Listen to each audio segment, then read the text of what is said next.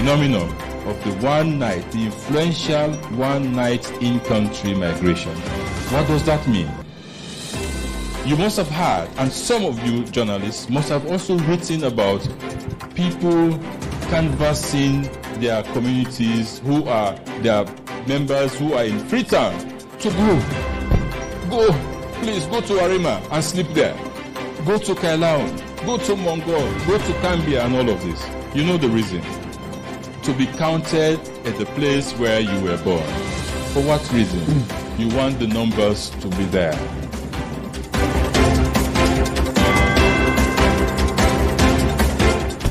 Sierra Leone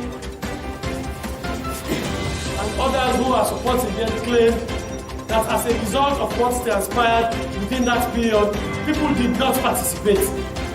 So if it's people's census and they refuse to participate, how can it be a census? How can it be a census?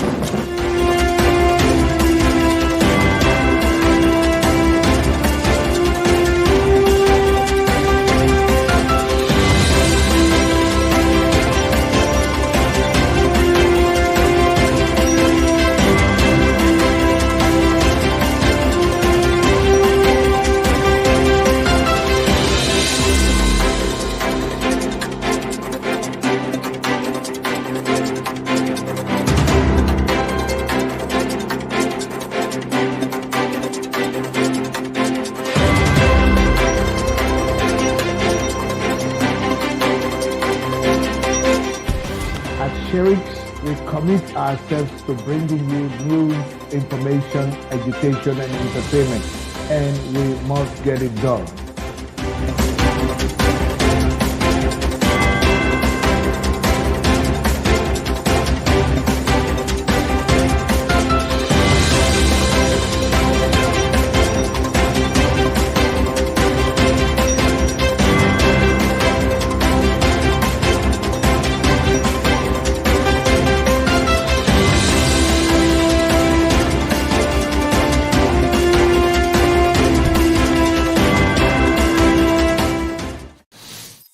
Hello, Miss Salim Fambudem, Unakabo, friends of Sierra Leone, Unakabo. Welcome to Sherrick's Television. Of course, Mina Unaman, Ibrahim Sharif, of course, at the country Una live and direct from Houston, Texas, in the United States of America.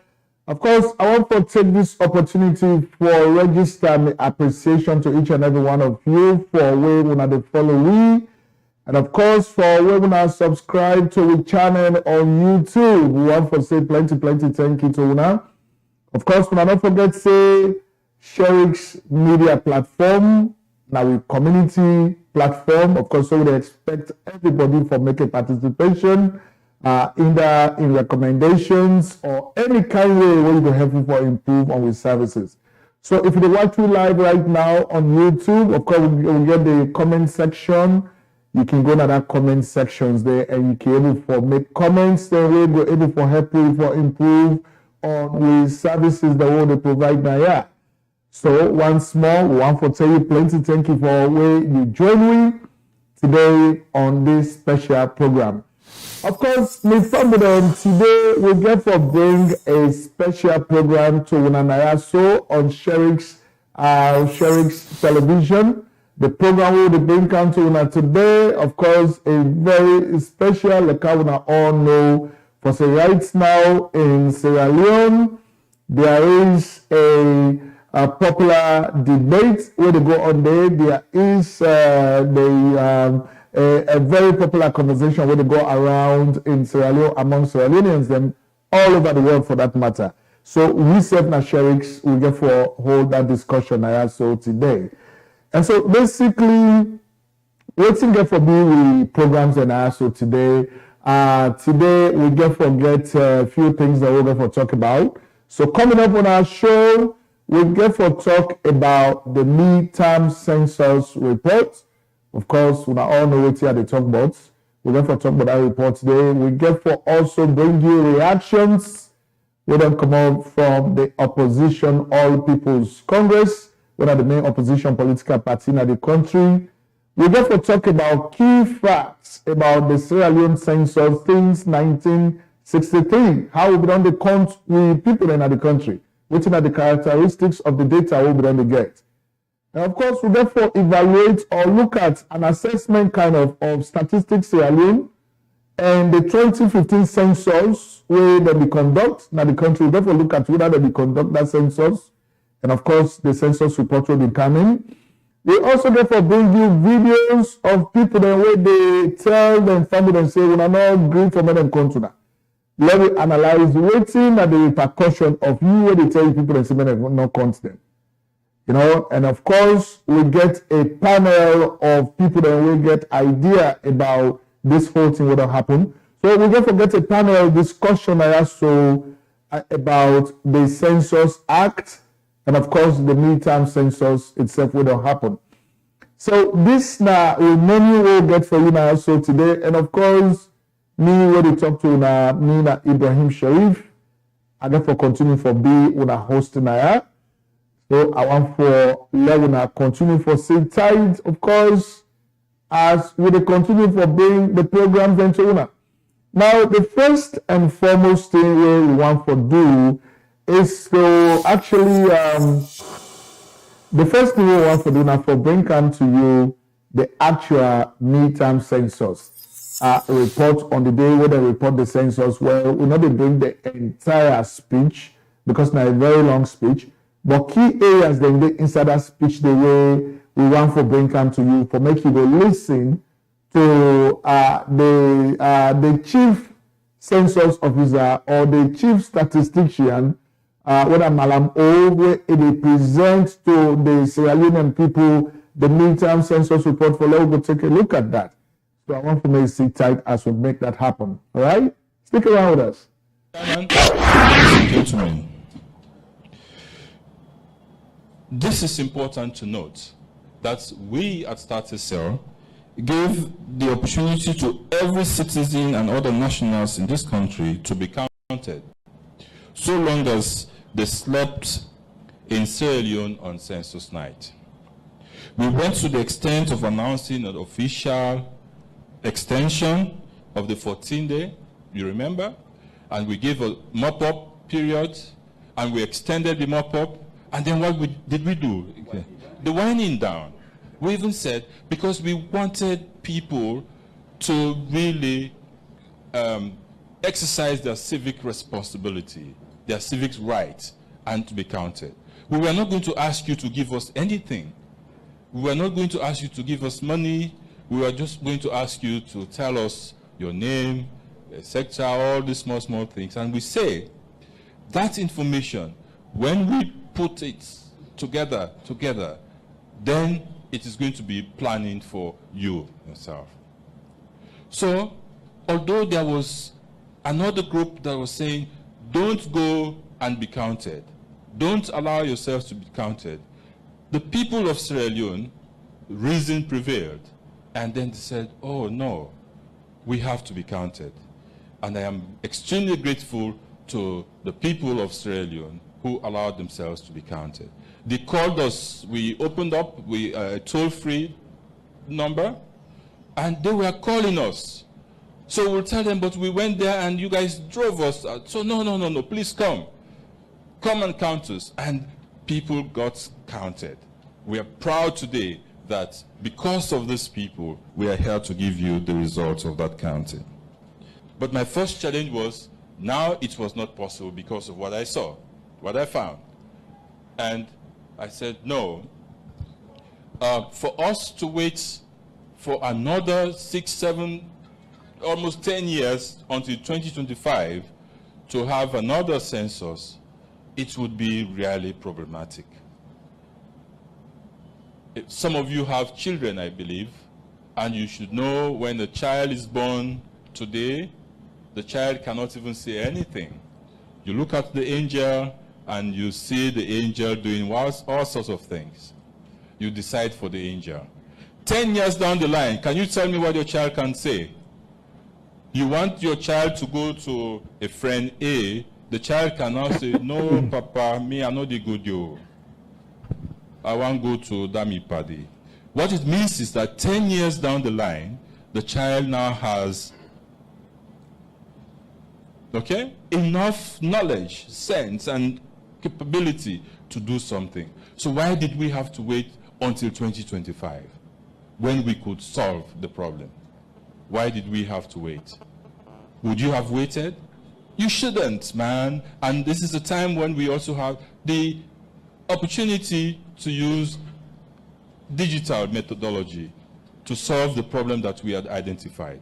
And that's why we did it. And we're extremely happy that we had a council that we convinced, and we had the Ministry of Planning, we had the presidency, and we had the World Bank that stood behind us for us to move forward. So, ladies and gentlemen, but also, just again to set the record straight, if the challenge that we saw, the problem that we saw in the 2015 data, was just secluded in one area of the country, let us say in the northwestern parts of the country, and then came Start SL to say we needed the census, then you would say something must be wrong. Okay? Why don't you just go to the northwest and do your recounting there and then stop? But the issue, the challenge we found was spread across the country and mostly in all rural areas. So if you are going to solve a problem in one place, then you would really have to go and move across the country to do that. So this was the reason why we wanted to do it. And also in terms of our capabilities here, the DSG already mentioned that we have in-house the capacity to really train people. So if anyone told you that we did not train our enumerators adequately to go to the field, do not say the person is not telling the truth. Just say, but Start SL did the mix for UNICEF in 2017. We did the SLEES, the Living Standards Survey in 2018 with tablets. We trained thousands of people, and we also trained, not too long ago in 2019, we trained Sierra Leoneans to conduct the DHS, the Demographic and Health Surveys. So before now, we already could train Sierra Leoneans, and we knew the number of days we would take to do all of this. So that's what we did. But today, the results of our digital cartography and digital enumeration will provide the answers. Start SL is proud to announce that we will henceforth be able to provide locality, ward, section, chiefdom, district, regional level population data. So whatever level of data you want, we will provide that. And that is what we wanted to do in the first place. It's where you slept. So think about it as you analyze the data that we are going to show you today. Where you slept. So the census night, is it important? The census night is important. So in fact, what we at Start SL call this the phenomenon of the influential one-night in-country census migration. Okay? That's how we call it. The phenomenon of the one night, the influential one night in-country migration. What does that mean?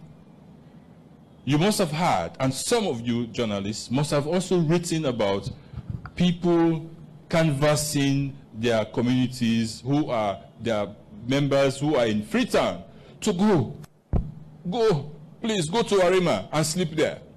Go to Kailaon, go to Mongo, go to Cambia and all of this. You know the reason. To be counted at the place where you were born. For what reason? You want the numbers to be there.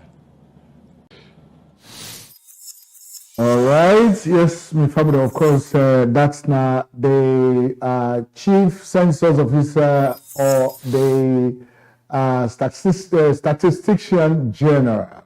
Of course, we want to say plenty thank you to to AYV for bringing us that very in that video, na courtesy of the AYV, we're able to get that video. One for say plenty, thank you to them.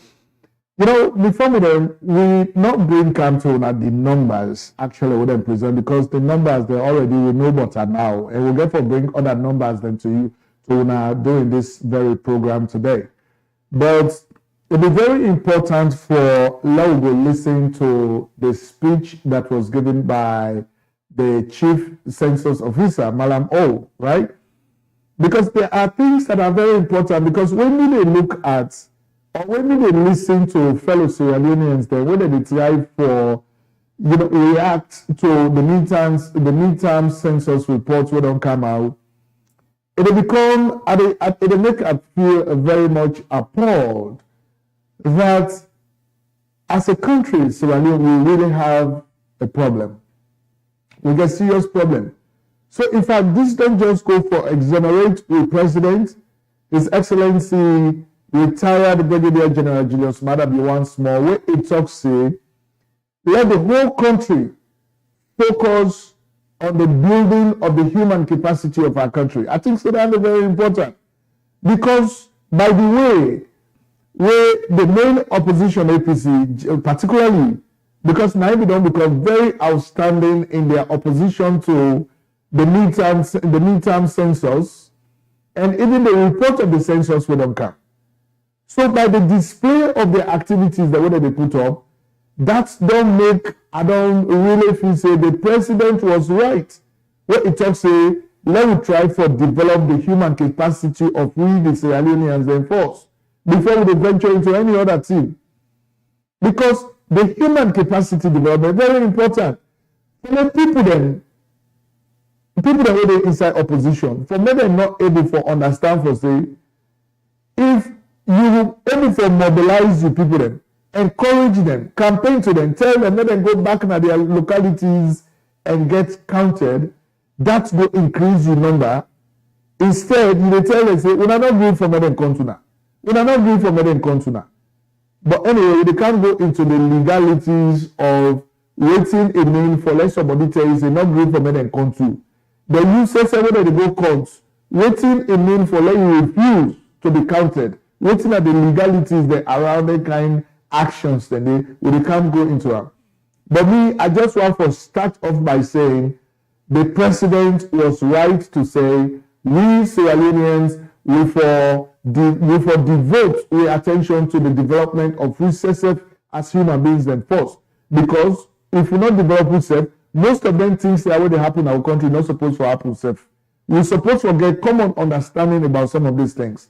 But anyway, so immediately when they announced this result of the midterm census, the opposition at APC, especially in the person of the former Secretary General of the APC, Usman Fude Yassane, they get together some kind APC crowd and talk to them candidly about this very report. And it made the whole thing look like, say, now the most evil don't ever happen as Sierra Leone.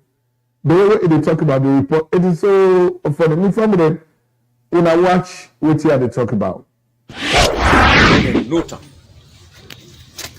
Today, they don't give me the result of the census. Somebody talking that is not say, well, say, we know they accept the census because it's bad. Then been believe say na bad word at all. Then came go to police. Say withdraw. I say I know they withdraw now. I think what I mean. They no go bring peace to this country. So therefore, I insist that the party will stand on what it believe.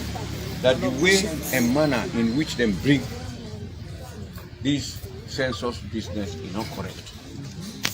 2 days before the census, the World Bank, when the biggest financier, say trouble don't do in Sierra Leone. Then the way how they see this count will get for take place in all right.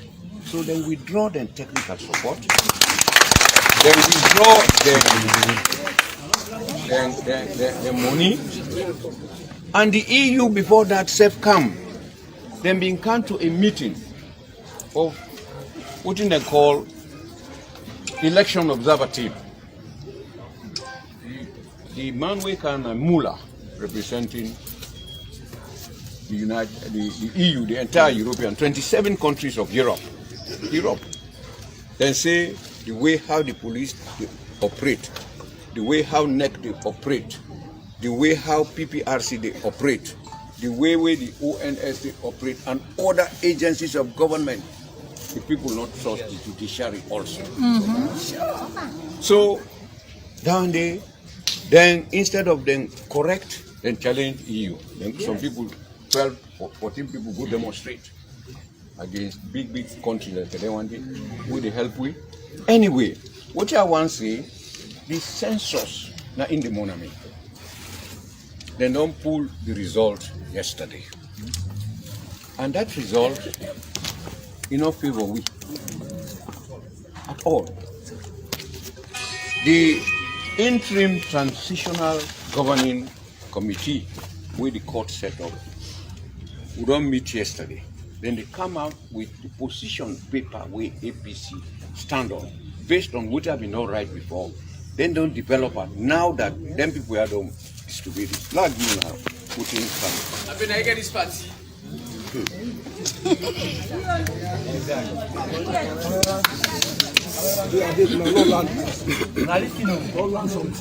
So, what you then don't do? This thing was the young man that was talking from the media soldiers. Usman, 4 years and he talk. Please,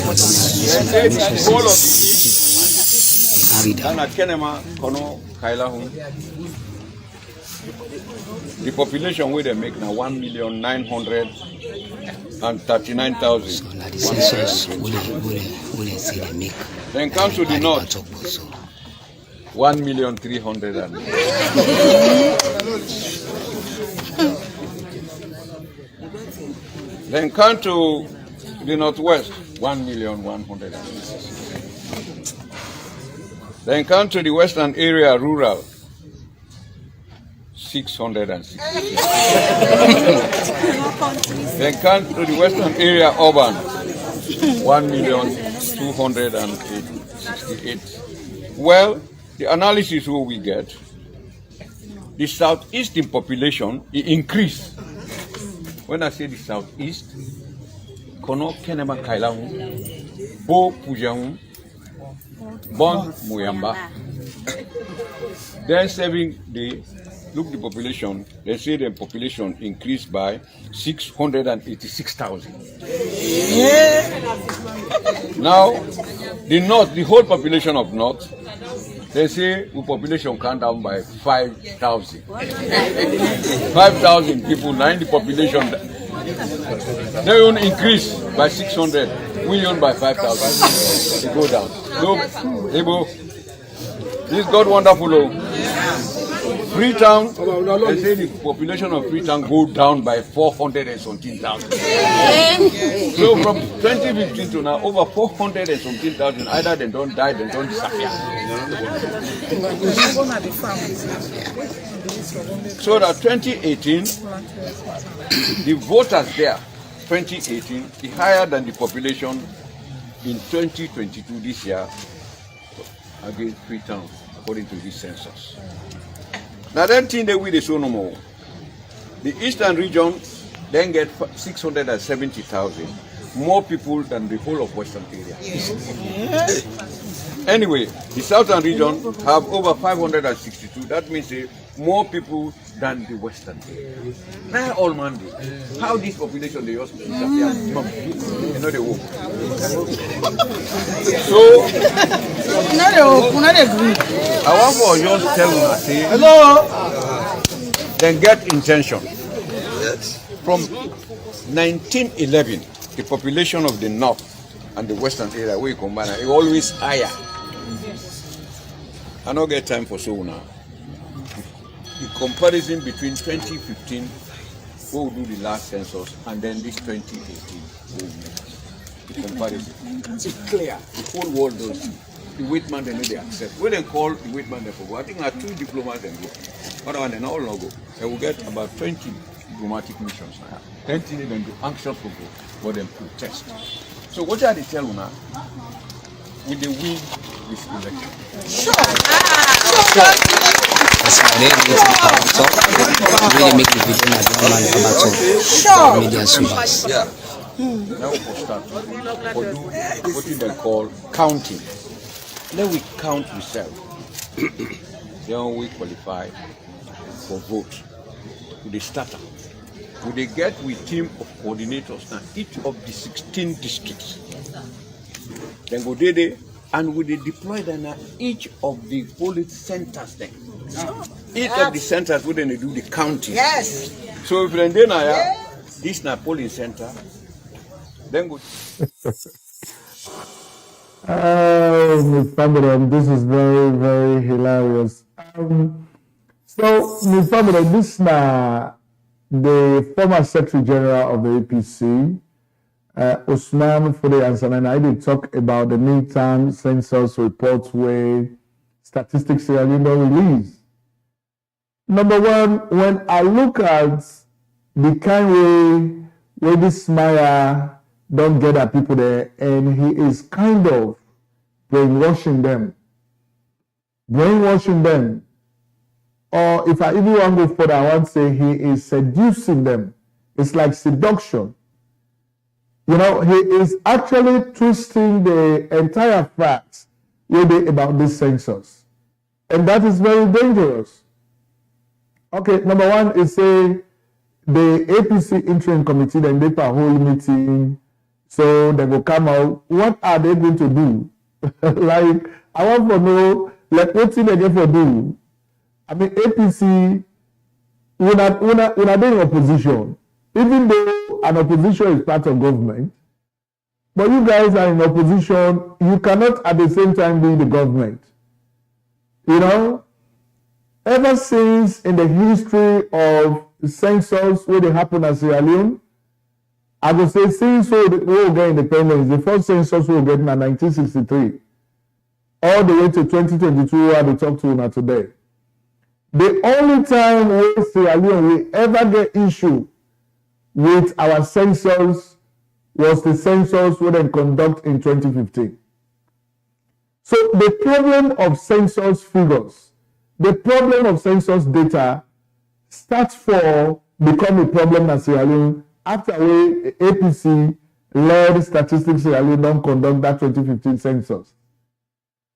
So I read in the background where they tell people that say this not get for B. Like, I want to know what is the APC going to do. You know, another one that I want to know. Like, what's the APC get for do? What they talk say this not get for B? Like, what are you going to do?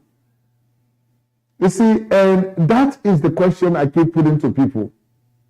You know, when Sierra Leone did go through all the bitterness after the 1968 election, where APC in 1969 then take over the reins of governance in the country.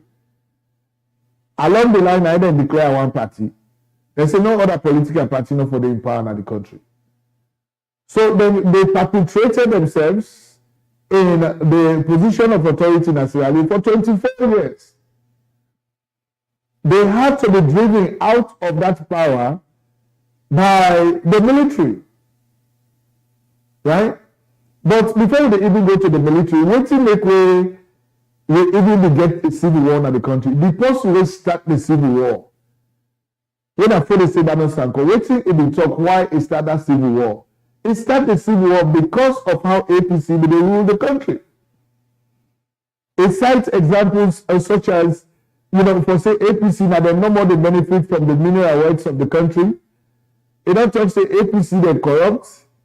They say APC, they promote the policy of nepotism.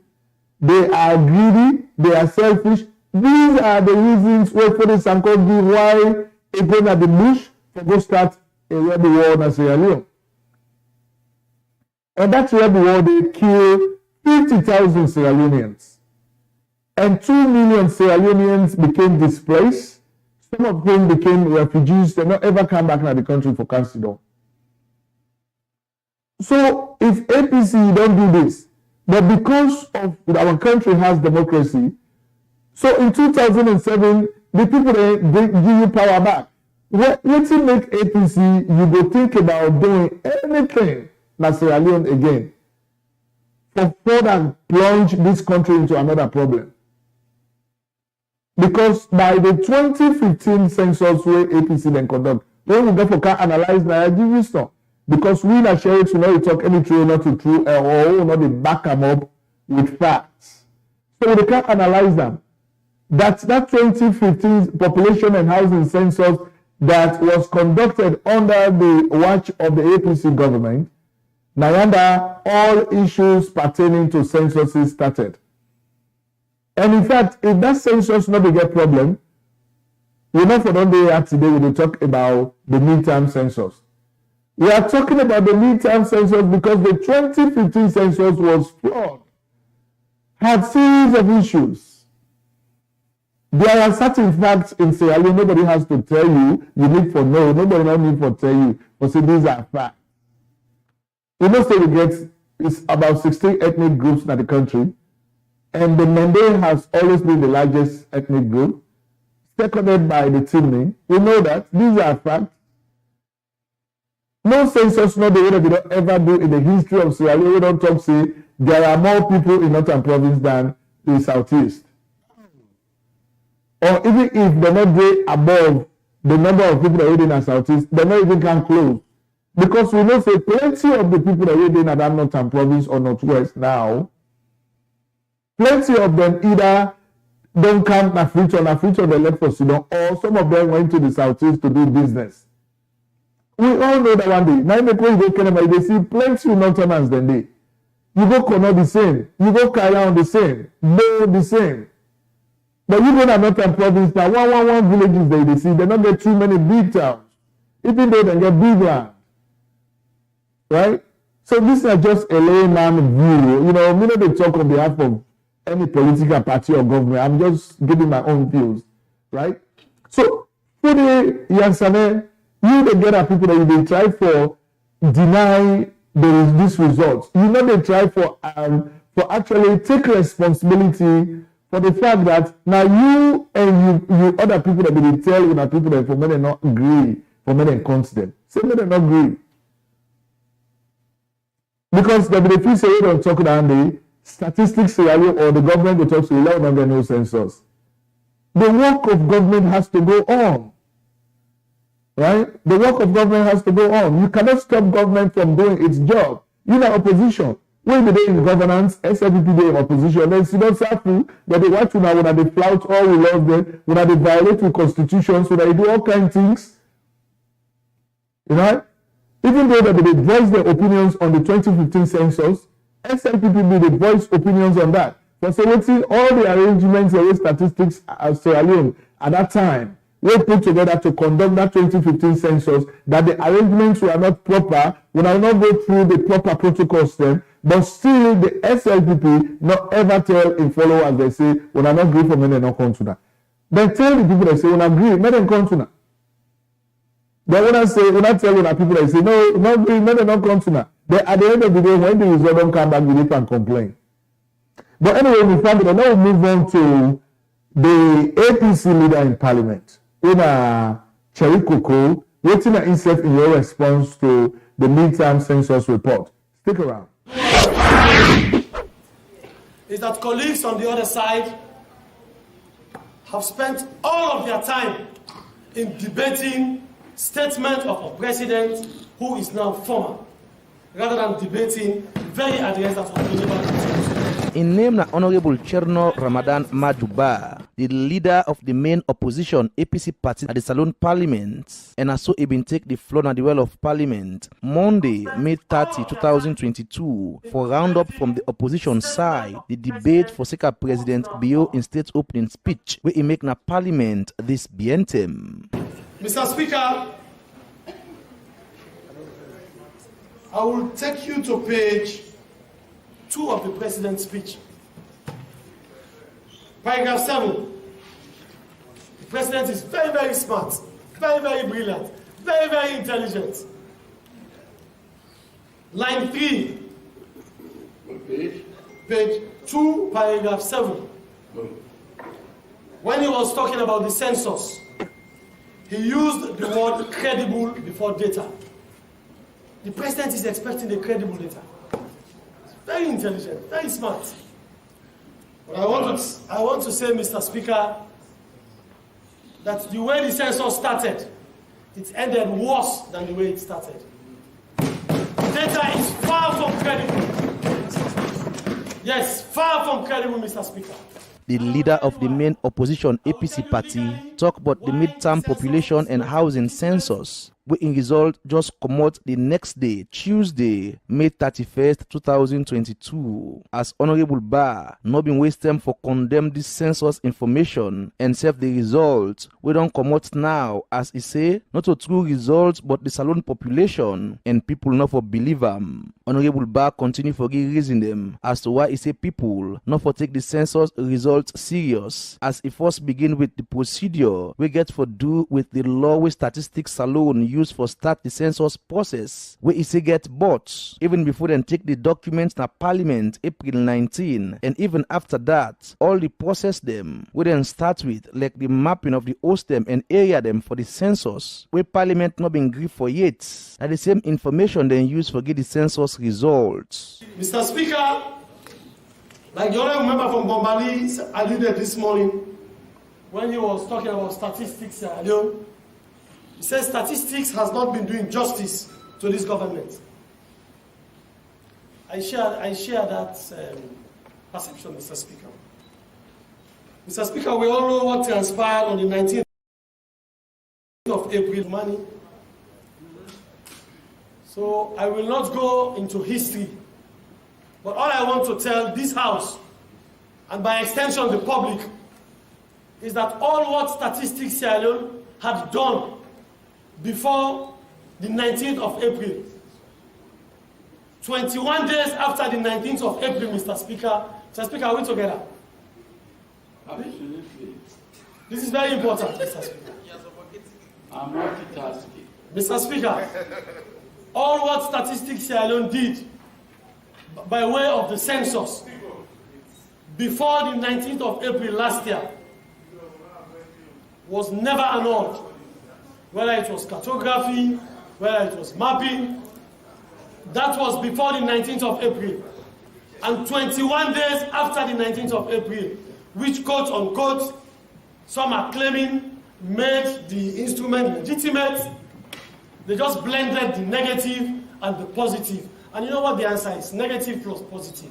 Negative. So it is illegal, Mr. Speaker. Simple mathematics.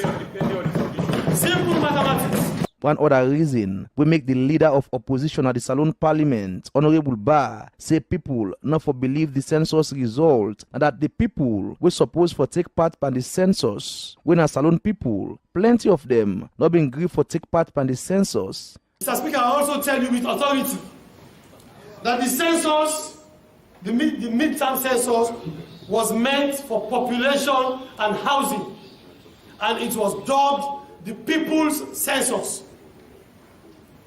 Mr. Speaker, Statistics Sierra Leone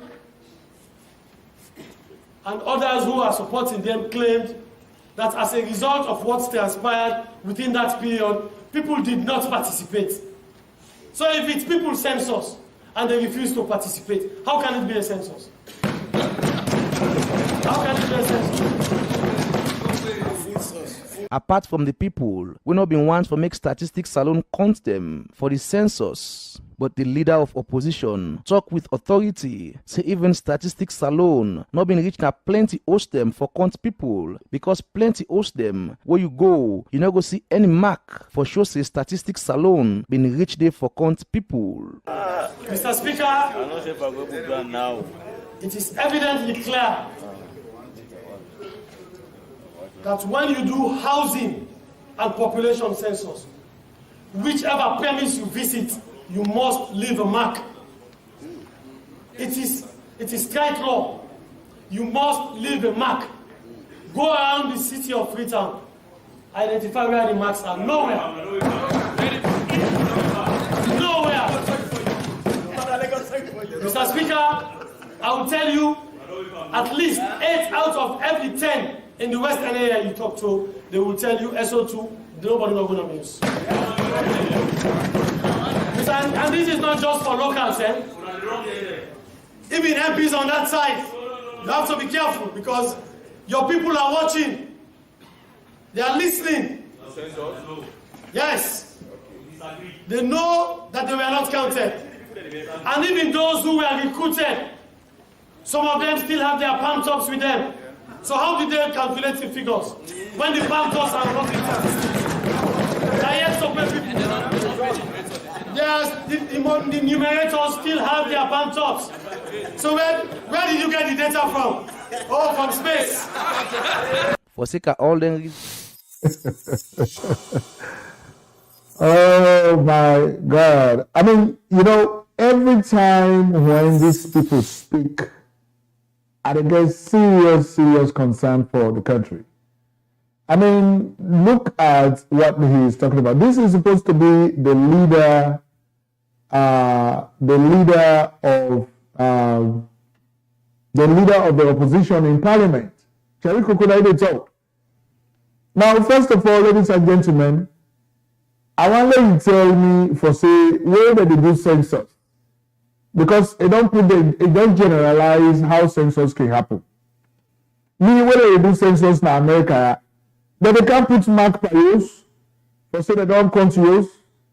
I have never seen that. Because they are doing what they call digital census. So the way Cherry Coco they talk like say,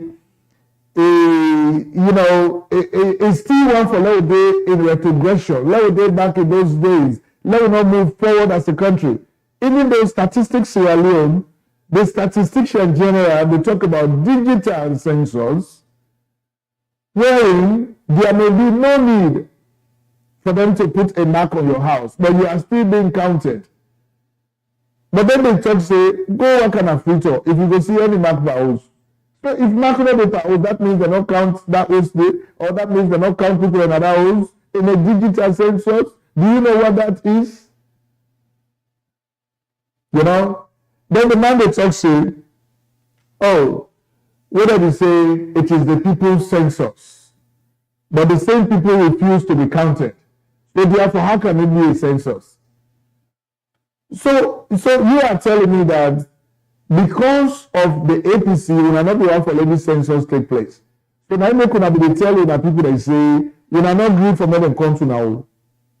We are not agreed for more than country now.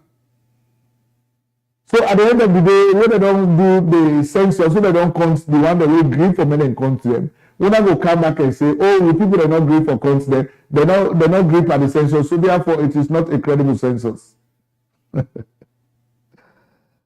Oh my God, I cannot believe these people. So you see, so these are some of the mental, and I make it always fine for me to listen to different arguments them, because that may help you for understand how people they think. Like by just listening to Cherry Coco, you really for understand how they think. You know, they get this idea, what to make them try for tell the people they say they're not for agree for better content, because they don't feel say by the 2015 census, they don't already set the stage. They don't already do the manipulation that all the figures are in favor of the APC, and that come next election, they are going to emerge. So until 10 years ago, we're not going to forget any other census. Now that's not been in plan. Forgetting the fact that the Census Act, when they look inside, I don't see nothing we talk say if we get census every 10 years. I don't see, I know the inside the act. The Census Act of 2002, you know the inside. What's in the inside that document they say? It said the president, on the advice of the minister, and by order of statutory instruments, go order for the taking of census from time to time. From time to time. So it can happen every time. It can happen every 2 years. It can happen every 1 year. As long as the president and the government feel say it's necessary for do am. You see, so this now they understand that they confuse the people them. But then they tell the people the truth. Then they brainwash them, then they tell them things that were completely out of place. If I follow the talk through, waiting the documents and talk. Material therefore can't talk about. But anyway, so let me listen to the communication specialist or the director of communications na Statistics Sierra Leone on an interview with AYV GAM, you know, on this same issue. I want to say plenty thank you to AYV for this interview. Stick around. Results, and we've seen, you know, certain changes in the numbers.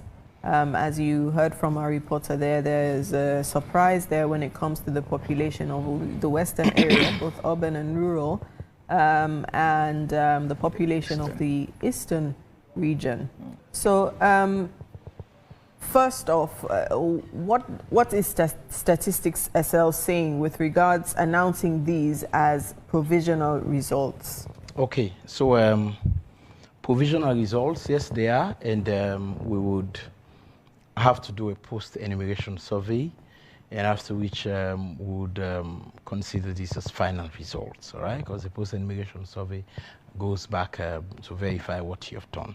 Mm-hmm. However, just picking up from where you started, you know, when you said we are now seeing a situation where the eastern region is more populated than the western area. Mm-hmm. You know, a lot of people do not know this. This has been the case since 2004. And I'll give you the figures, all right? I'll give you the figures. In the 2004 census, all right, we had, Kailan had 358,190, Kenema had 497,948, and Kono had 335,401. The total population for the eastern region in the 2004 census was 1,191,539. Western area urban in 2004 was 772,873. Western area rural in 2004 was 174,249. Total for Western area was 947,122. This was 2004. Western region, Eastern region was higher than Western region. 2015, let me just move forward quickly. 2015, we had a situation where Kenema had 609,891, Kono had 506,100, Kailan had 526,379. Total for the Eastern region in the 2015 census was 1,642,370. 2015 Western area urban 1,055,964. Western area rural 444,272. Total Western area urban and rural was 1,500,000, whilst Eastern region at 1,642,370. That has been the trend. It has been the trend. So when you're saying we see Eastern region more populated than the Western area, it has been like that. It has been like that. So for us, it's not a surprise because that is how it has been. All right? The Eastern region, you know, Kenema, Kono, and Kailan have always been the most populous. All right? Or the most populated. They've always been that. It has always been like that. So even other media houses were saying the same thing. You know, I've heard it from several media houses where the Western region is Eastern region is more populated than the entire Western region. But it has been like that. People maybe don't check the figures. It has been like that. And this is figure. I was not there in 2004. I was not even there in 2015. But these are the figures that came out. So when you look at the data, the percentage increase. Can you give us that as well? How much of an increase we've seen in the Western area as compared to the Eastern region as well? Okay, all right, okay. So we have not actually done this analysis as an institution, but I'll give you this analysis. We had a 26.65% increase in Kenema. a 22.64% increase in Kono. We had a 3.71% increase in Kailang. We had a 31.53% increase in Bo. We had a 48.20% increase in Bond. We had 8.80% increase in Moyamba. We had a 23.98% increase in Pujong. We had a decrease in Bombali by 36.15. We had a decrease in Koinadugu by 49.64. We had an increase in Tonkolili by 25,000, by 4.8 rather. We had an increase in, well, Falaba actually was not an increase because Falaba is just a new district, so we couldn't compare it to 2015. Cambia, we had an increase of 6.43. Port Loko, we had a decrease of minus 1.14. Karine, we had, well, it's also new, so it's no data to compare. Yes, and Western area urban, we had a decrease of 42.54, and Western area rural, we had an increase of 49.02 in Western area rural. So those are the. Let me quickly come in. For example, what Antonia just talked about the figures. Now, Kenema is the highest district, the highest populated district today based on the figures that came out. So, I mean, the statistic is saying we have, I think, about 27% increase in Kenya. And so, for many who are looking at how migration is happening in the country, do not proven by data, but they will tell you the rush has always been to the urban settings. Freetown, which had a 42% decrease. Exactly. So, I mean, did you get indicators as to why that's change in? Okay, thank you very much. In a census, what you do to determine the figures is to count. No two ways about it. It's to count. So what we are giving you is the population of what we counted. Right. All right? Now, we don't want to start comparing Kenema to Freetown, all right, or Western area urban, okay, as the case is. But what it basically means is that more people got counted in Kenema than in Freetown. And there is a reason for that, okay? We don't have to shy away from the fact that we had less cooperation in Freetown for people to be counted than in Kenema, all right, as opposed to Kenema. We had less cooperation in Freetown as compared to Kenema, okay? Now, for the very first time in Sierra Leone, we had a situation where there was a clarion call by political parties, other individuals, not to be counted. And that showed its ugly head in the results, all right? It showed its ugly head during the counting process, all right? Where we had a situation where we had like a barrage of rejections, all right? We had situations where we had to engage paramount chiefs to intervene just to talk to the people. Our people were driven, they were beaten, they were locked up, you know, they didn't have access to some places and stuff like that. So all of those issues, all right, are what is now reflective in the census. So isn't Statistics SL shooting itself in the leg by admitting that the data you have put forward has flaws, such as recording a 42% decrease in the urban area, Freetown, and this census data is meant to be used to for development plans, to implement development plans? Okay, so I don't understand what you mean by shooting ourselves in the leg by. Let me rephrase. No, I'm coming. I understand. If you have accepted I am just saying, don't let that clear. If you have accepted that people did not cooperate, and that has reflected in the data, meaning the data is flawed because people did not cooperate. Okay. How are you going to use this data to implement development plans or to even come up with development plans if they are not if the data is not reflective of the reality? Okay, so people not being counted does not in any way mean the data is flawed. It does not. It does not in any way flaw the data.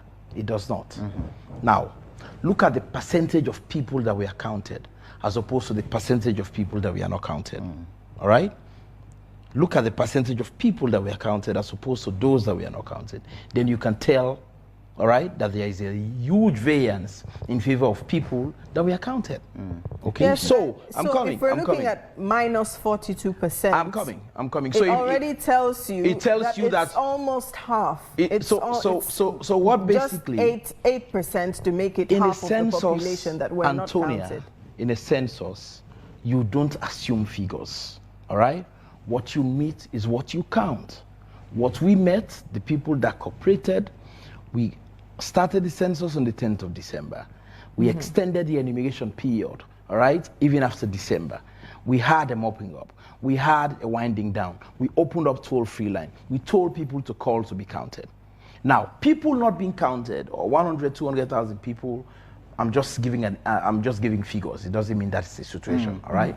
Or 5 people not being counted does not in any way make the census less valid. No, it does not in any way means the census is not credible. Okay, it does not mean, because a lot more people got counted than those people that were counted. All right, we had a situation where we have 7,541,641 people that were counted. All right, that we produced. Okay. You certainly cannot tell me you had 1 million people in Sierra Leone that were not counted. It's not possible. But in Sierra Leone? Yeah, you can. Entire Sierra Leone. You cannot tell me. If we're looking at the reduction in data, minus 219,000 in Bombali, minus 203,000 plus in Koinadugu, minus 87,000 in Port Loko, minus 449,000 plus in Western area urban. Okay, so let me also tell you this. A lot of people are not saying this. All right. So let me tell you this. Bombali, all right, and Port Loko. Okay. Do we know? Do we guys remember how Falaba and Kaine were formed? Do you guys remember? Okay, so let me take you back, okay? When we had the 2015 census, after we had that census, all right, Kaine was formed. Kaine was part of Port Loko and Bombali, okay? So a huge population from that was removed and sent into Kaine. Falaba, Bombali, and Koinadugu. A huge part of that was removed and sent into Falaba. So do you expect the population of those places to be the same? So let's talk about the regions. Do you expect it to be the same? Let's talk about the regions. So we also have to think out of the box, all right? We have to think out of the box and understand these issues. You would not understand if I don't say it, okay? So a lot of people have made those arguments. I've had these arguments, all right? Now, in addition to that, you just mentioned the districts. Let's get to the regions. I mean, we understand better because of the migration from Port Loko to carrying of people. No, that is just one. That is just one aspect. Just so you know that we are also coming from an informed, point. Okay. So take for example the northwest, northeast in the western regions have altogether dropped. By the figures you put together, by 236,799. Whereas, for example, the south and the eastern regions have been credited with an additional 685,214 people. So we're talking about regions, not now the districts. So which clearly means there is also a reduction in the regions in the north. Okay. So it's not about the districts. So let me tell you this. Go ahead. I said this earlier, Samuel, and I would say it again. Go ahead. All right. When we count, when we do a census, basically what we do is to count. Agreed. All right. Now, when we had this situation where people were saying people should not be counted, where was it prevalent? It was prevalent in the western area and in the northern parts of the country. We went, for example, to Sierra Leone. All right. Our people were not allowed at all. Agreed. You had district council chairmen. You had people mounting Laudela vehicles, moving around the town, telling the people, moving around district, telling their people not to be counted. It came to a point people refused to be, they felt like if I bring myself up to be counted, I risk the hike of, our leaders or our leadership that is here and stuff like that. And you cannot force people to be counted. To be counted, agreed. You cannot go into somebody's compound and force the person, I want you to be counted. All right? So the bottom line is those people, those figures we reported are the numbers of people that we counted. Okay. So simple. Let's bring in, I wanted to do a follow-up question, the same question Antonia asked earlier about.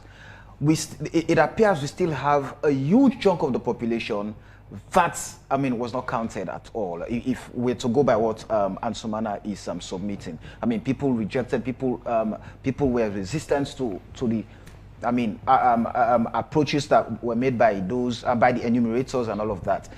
But first off, tell us, what do you make of the figures that have been put out? It's a sham. How so? And what my good friend, Mr. Ansumana, has just confirmed here is that the census figures as presented are incomplete.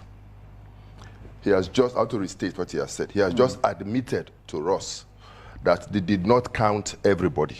Of course. And the census is meant to count everybody. He's saying that they did not count people in the Western area. Census is meant to count every willing person. At least every willing when you person. were speaking. Exactly. All right. Okay, sir. All right. Okay. And then you can come later. All right, sir. Okay. My apologies. He's saying that the people in the Western area refused to be counted. The people in the North refused to be counted. And so what they did was to just sit down on their computer and just announce figures. Let me tell you why I'm saying this. If you look at the figures, one interesting revelation is that if you put the total of the South, which is 1,830,000, and the East, 1,937,000, it will give you 3,767,000 thereabout.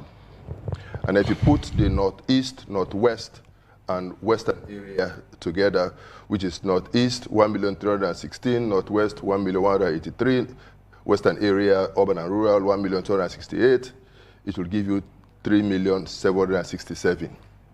What a nice coincidence.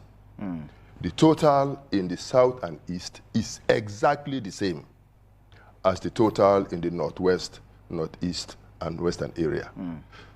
That defies all logic. Even if you go to my village and you count the people on the left side and count those on the right side of the village, they can never be the same. But I'm not surprised. There's a pattern with this government. In the last elections also, when they came to announce the last 25%, they simply divided the remaining votes into two and put half there and half there. So that is really what they have just done.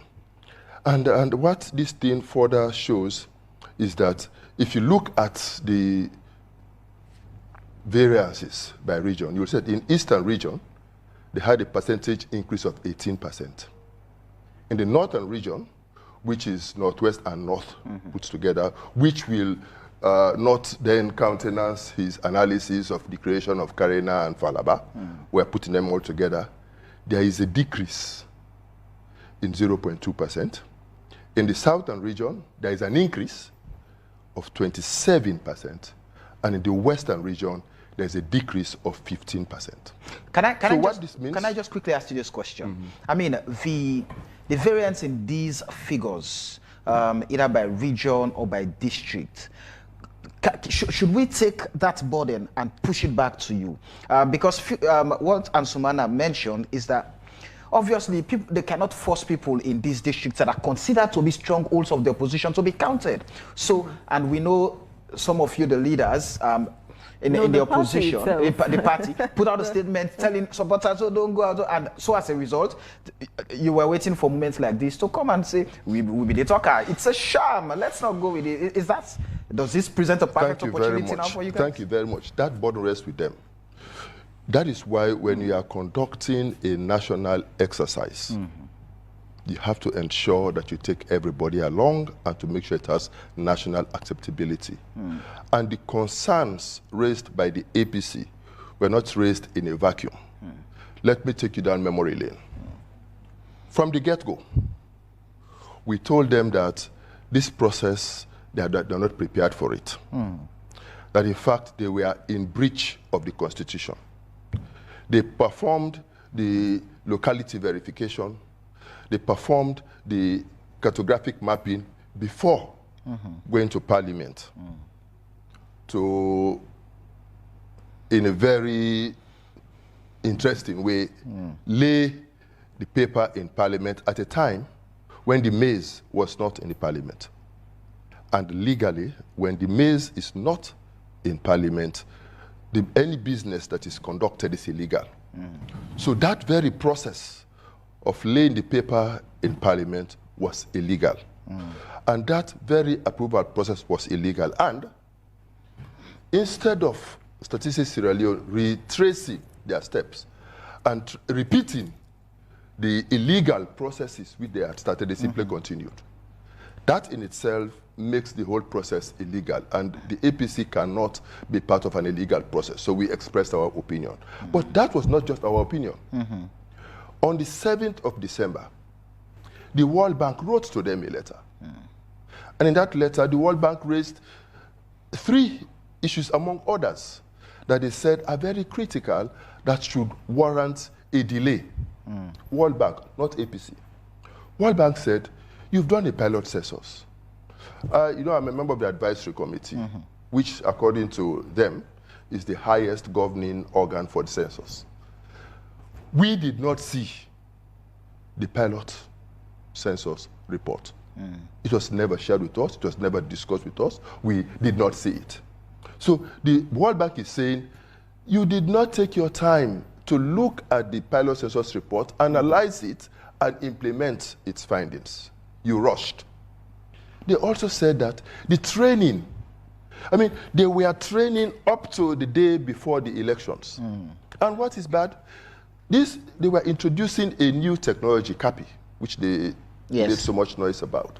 And you know our level of computer literacy in this country. It is not one of the best. And so they were just taking people to come and train them in the use of a technology, and they did not allow sufficient time. And you know, usually when you are training, you train more people than you would need. So at the end of the training, you will do some exercise, and then you evaluate and see those who qualify, those who don't qualify. They never did it. They just, because up to the day, they were sharing the tablets up to the day before the census was to start. And so the World Bank raised concerns about their training and said it's inadequate, and said, go back and do proper training. This is not APC. The World Bank also said, your field operation plan is inadequate. So we are advising you to stop, delay the process, and correct these things. They said, no, they will go ahead. So which means they were going ahead with a flawed process. And so the World Bank decided to withdraw its staff that was then in situ in Statistics Sierra Leone, and also withdrew their funding.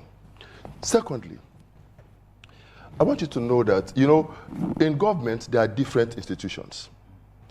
There is also what they call the Political Parties Liaison Committee set up by NEC. This is where all the political parties, all the government institutions that are elections management bodies that have a hand in elections, including the police, including the ONS, etc., the Human Rights Commission, all of this, NCD. This is where we all meet. And incidentally, I'm also representing my party on that committee. So in that committee, NEC was unequivocal in telling us that they were waiting for this census report, this media census report, for them to do boundary delineation and create new wards, new constituencies, new districts. So which means the whole essence of this census for them was just to go and create, give a justification to create new wards, new constituencies, new districts for whatever purpose. So even when they were aware that people have not been counted, even when they were aware that there were challenges up to today as I speak, there are tablets that have not been returned to them, they have not recovered all the tablets that they gave out. So how did they manage to have these figures? And note this. When they were advertising this their new app, this their new technology, this their new modern way of doing things, they told us that they will have a dashboard that will be open to the public, and that the public will be able to see how the data is coming in and how it is adding up. So what I expected to see yesterday was for them to display to the public how they arrived at these figures. So it is which it is evident. It is no. I know. No, if I don't finish, the sense will not make. So which. Oh my God! So, me family, when I don't hear this now Richard Conte I did talk so. Richard Conte want for Merengo explain Giam how they arrive at the figures them. Even though it already where the communications person from Statistics Sierra Leone explains say, you know, when you talk about census, it is not an issue where you have to make up numbers. You have to actually just produce figures them of people that way you count physically. That's it. Don't ever say they get for go make up numbers, they get for come up with fictitious numbers and so. And the other thing that is so interesting when you talk about is this. That then they deliberately tell them people then for me they not agree for me they constant because they be the expect government for me not able to perform or for conduct this census so that they go come back to the drawing board and get them along so that they all go do this together. You know, APC, we're not in our opposition. Why do you also want to be government at the same time? You have to take government, have government for run the country. When in fact you are in opposition, did you ever allow the opposition for tell you how to run the country? And you know, like now we could get for bring in the some of the parliamentarians that will be in a parliament where then can go this instrument in a parliament for let the census here take place because they get very different version from the other people then about what really happened. Because in the talks because the may not be in a parliament, so therefore any discussion when they do that they not legal. Okay, he might be right or he might be wrong, but we'll get for talk to other people they back for many analyzer. But when they listen to APC man when they talk about this whole issue, what thing they appear to me is that they engage in a deliberate effort for derail the effort of Statistics Sierra Leone and government for men they're not able to conduct this midterm census because the midterm census they expose the manipulations of the 2015 census. Period. Now that one they didn't get for exposed. So no other thing, not the practice here. We just talk all this but the reason why APC they against this midterm census is because the midterm census they expose the manipulations of the 2015 census. Period. Right? I mean, Sierra Leone did only conduct censuses from 1963 until 2021. Right? We don't conduct censuses. And just like I say, it's not the inside the Census Act for say censuses are to be conducted every 10 years. It's not the inside the act. Now we no more the talker. Or now we no more feel say necessary for doing that way, and that's all we don't do them. But I don't mean say they inside any document for say, every 10 years we for conduct census. Just like how I don't see any constitution for say one political party for doing a power for 10 years, after 10 years if for come on. I have not seen it anywhere. So we don't know who's how they pull them kind of talk here, how they talk, who's how they manufacture them. But anyway, we're able to do a little bit of analysis of the census that we don't do in the past. So let's take a look at that and see how the numbers then they. All right, stick around. All right, so fellow Sierra Leoneans, let us now take a moment and look at some of the national population and housing census data. We available on Statistics Sierra Leone website from 1963 all the way to 2021. Or all the way to this day in 2022, we at the talk to now.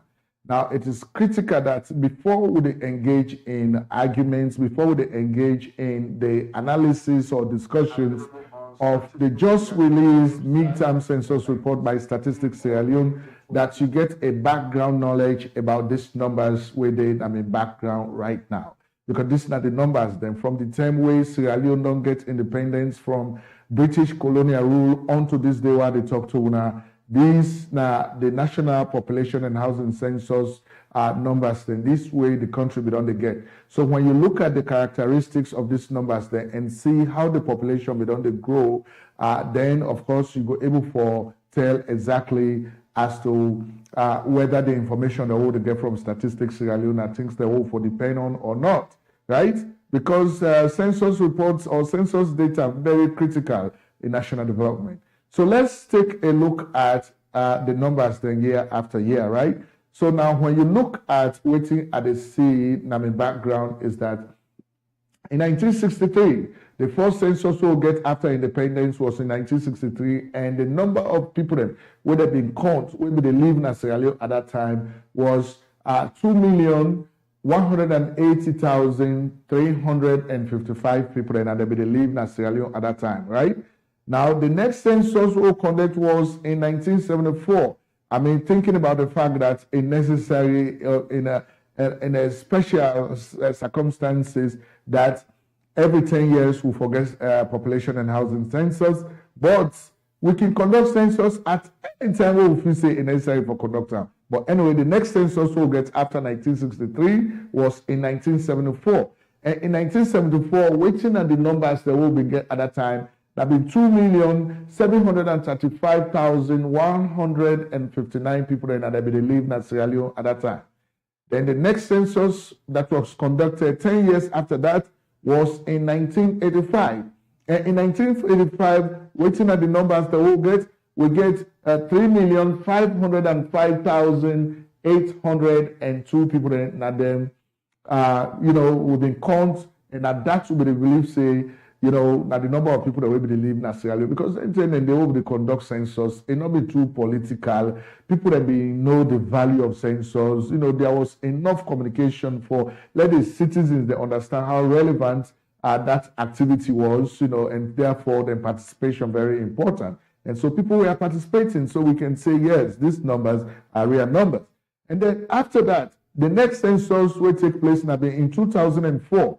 Now let's remember say. In 2004, now be just 2 years after we don't declare, say, the 11-year war will take place in Sierra Leone was over, and now 2 years after that, we'll get a census. But then during that war, according to the Human Rights Watch, they don't tell we say about 50,000 Sierra Leoneans they lost their lives, they died, and then about 2 million Sierra Leoneans they became displaced. Some of them became refugees in other countries, and they never came back. But still, we will do that in that census data year in 2004. We're able to forget this number. When 4 million people, 976,871 people that they believe in Sierra Leone at that time. And then after 2004, the next census will take place in Sierra Leone was in 2015 under the APC government. Of course, when they do that census, they say now 7,092,113 people that been living in the country at that time, right? And then in 2021, under the SLPP, we see the need for let we get a midterm census because there is no need for let we wait for 10 years before they do census, especially if we don't see the previous census will be don't take place, some anomalies then be inside, some some data then they will be get out of that census we will be doubt the credibility of the data and so therefore we decide say we forget a midterm census, and that midterm census report when at the subject of discussion now it came out with 7,541,641 people for saying that day in Sierra Leone right now. And so now this now the numbers. So now let me take a look at which are the behavior of the population characteristics, how the population be done they grow, at the country, and see, based on how trends then at the world right now. Now, so between 1973 and 1974, there was an increase of about 554,804 people were added to the population in Sierra Leone. Then between 1974 and 1985, there was an increase of 2,241,712 people that they add to the population, right? Then between 1985 and 2004, we also been get an increase wherein we been get up to 1,461,059 people. Of course, that we go believe and small because there was war, people that don't die. So we not be expect for let there be a high rise in population. I think say me animation get for come back. A high rise in population, like how the other one that we get for happened. When there was no war in Sierra Leone. But then again, between 2004 and 2015, we're waiting at the number we add to the population. Of course, there have been 2,115,000 and 242 people, and now they add to the population. Then now we don't get the midterm census, the number don't add small, about 500,000 people, close to 500,000 people, now they don't add within 5 years, within 5 years after the last population and housing census. We have 449,528 people, and now they say that they don't add to the population census. So basically, we are talking about the fact, say, there has been a steady growth in population. There has been a normal steady growth in population. The problem we'll get with how we don't play with the numbers there, so now how we don't allocate the numbers there. And this problem here starts in 2015. After the 2015 population and housing census, the Statistics Sierra Leone management at that time can't tell you, say, there were more people in the northern province of Sierra Leone or northwestern province of Sierra Leone than the southeastern province of Sierra Leone. Of course, we know say we welcome, but people that migrate to western area, and plenty of them people in David don't refuse to go back to Woodside and come out. But there has never been in the history of Sierra Leone where the population of northern province has ever been above the population of the southeastern part of the country. Because what we know about northern province is this, that many of the people that where they live in our northern province, they have either migrated to live in Freetown or they have migrated to live in the southeast of the country doing business or mining minerals, right? We know this. There has never been any time where we see the population. Number one, when you talk about the largest tribe in the country is the Mende. You cannot talk, say, the population of the Timini don't pass the Mendes. Now, what data can you submit? So, the 2015 population and housing census data that was submitted to the country, Nyanda, the problem start. And so, when this government came, it said, no, we are going to correct this one. And so they made the announcement, then do everything. All right. Okay. So, basically, we don't get the background, right? So, these are the numbers then. So, when we look at the numbers, then they will see there has been a steady growth. The only side will say the number be reduced small. Now, after the war in Sierra Leone, 2002, then that 2004 census will be get now slightly close to 1 million people that they add, or a little bit above 1 million that they add to the population, when in fact we would expect in the normal circumstances, we would expect like 2 million to be added. But you see how many people that they kill and how many people that became refugees and how many people that began for left the country. So this is not the steady growth. So in fact, you can find out, say, we only start for experience problem with population and housing census in Sierra Leone during the 2015 population and housing census. Now, at that time only, we start to get problem. We start to question the census data where they submit, right? And we get the reason why, right? Let me take a look at this, right? All right, we know the reason why. Now, when you look at this is Institute of Governance Reform. Institute of Governance Reform, they can normally do research them, then they try to investigate some of the things that when government they do. So this is now a report where they come up with. I mean, you go see this report here, it came out January 2015. That now been before the census, the 2015 census. And the title of this report is The Credibility of the 2015 Census in Sierra Leone. Will all heads be counted? That was the headline. So what would the talk say? The problem with census figures actually started in 2015, and that's what they can analyze to you now for make you go understand what you mean by that, right? So let me take a look at this as well. Now, when you take a look at this, this is now the list of the 2015 census management team will be in a statistics Sierra Leone, right? Will be in a statistics Sierra Leone.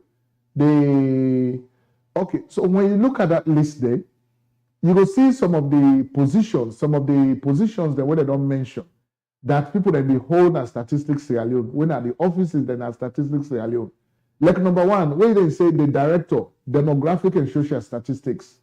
The person during that 2015, the person where they hold that position there, if they get a master's degree from Jala University, master's degree in education from Jala University.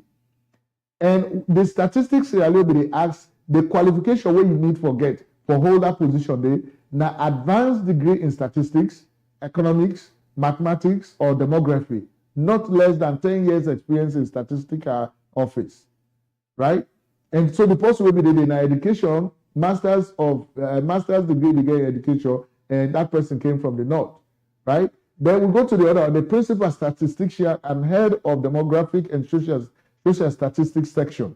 Instead, they get master's degree in education. Even though the office now statistics Sierra Leone, they ask for advanced degree in statistics, economics, mathematics, or demography, and not less than 10 years experience in statistical office. Instead, come up from the north. Then the other office, now being the director, data processing and systems analysis.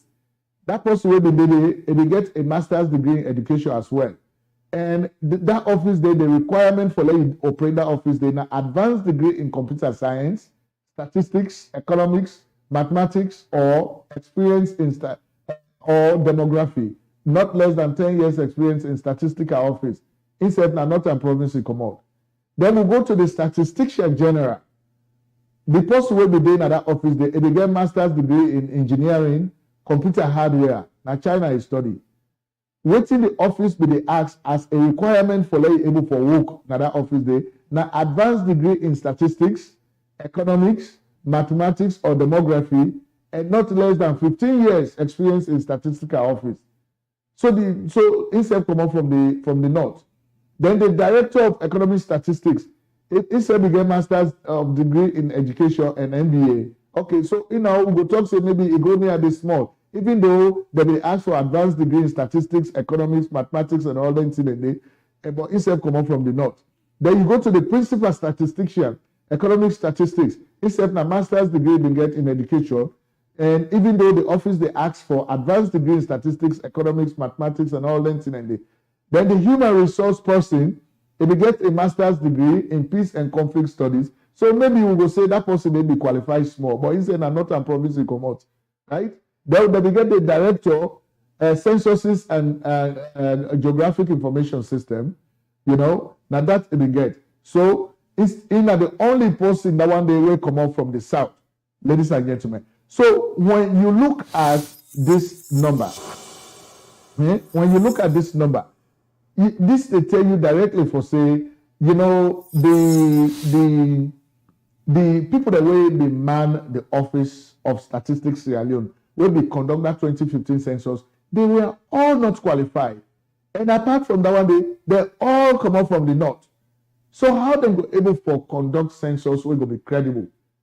The office not be get that national representation of people that will be needed. In fact, the situation gets worse. We'll go to the other list. Now, at the other list. This other list, they talk about the district census officers. The one that will be the district census officers. Now, like the one when I be Sheku Esterali, now be in charge of Southern Province, and Apujon district be in charge of. In be APC parliamentary candidate for constituency 87 in the 2012 elections. Then again, Michael Kefala, when I be in charge of bonds, we not get any idea about him. Okay, we'll go to Raymond Saidu.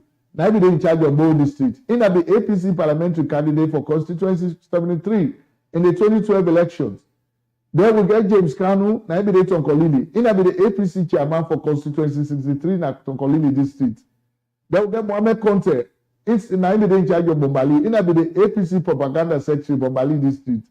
Then we get Mohammed S. Kamara na Port Loko promote a contest for APC parliamentary symbol for constituency 49 in the 2012 parliamentary election. Then we get Sana Samura, now in the charge of Konadugu district, in the former APC district party chairman at Konadugu. Then we get Sheka A. Kamara, na Cambia district in the represent, now in the APC senior party official at Cambia district. Then we get Emmanuel T. Bokri, who now in the represent at Kenema, now the English teacher na Anzaru Islamic Secondary School, in the APC activist. Then we get Simeon T. Sandi, in the APC deputy organizing secretary na Kono district. Right? So this now the people that will be man the districts under statistics Sierra Leone in the 2015 election. Right? I mean the 2015 population and housing census now Sierra Leone. So when you look at the political lineage, the affiliations the way that they get, and the kind of qualifications the way that they get, when not they even close to waiting statistics Sierra Leone they ask for, then you begin to ask the question as to why they begin in that position. Excuse me. They even begin to believe now why the data what they submit in the 2015 population and housing census is so flawed that you cannot even depend on them. Right? You cannot depend on them. And then, so therefore, it is not a surprise for us to see this kind of action taking place where a councillor, when a councillor, Benjamin, they tell the people there, for may they not agree, for may they not count them at all. For let the people that not agree for count them. So we cannot be surprised that something like that one day they happen. Right? We cannot be surprised that something like that they happen because you don't lose all the information. Yeah, let me just listen to us small. You feel that any development can come clear in negative. Yeah. Say na Mrs. Councillor, what developments kaya? I'm asking. What's your name, sir? Councillor Benjamin. Yeah. Yes, sir. Say na Mrs. Yeah. Yes, sir. That big. All right. Go no take nothing. All right. Anything what help you, will help you. You go share. Yeah. Yes, sir. So for ask and self, may not talk to we. May not give you no information. Yes. Go. Hey, Councillor, I beg not do that. Councillor. I beg, sir. How big councillor? Now, the friend for yourself. Mama, go inside. Go inside. No, Mama, I beg no go inside.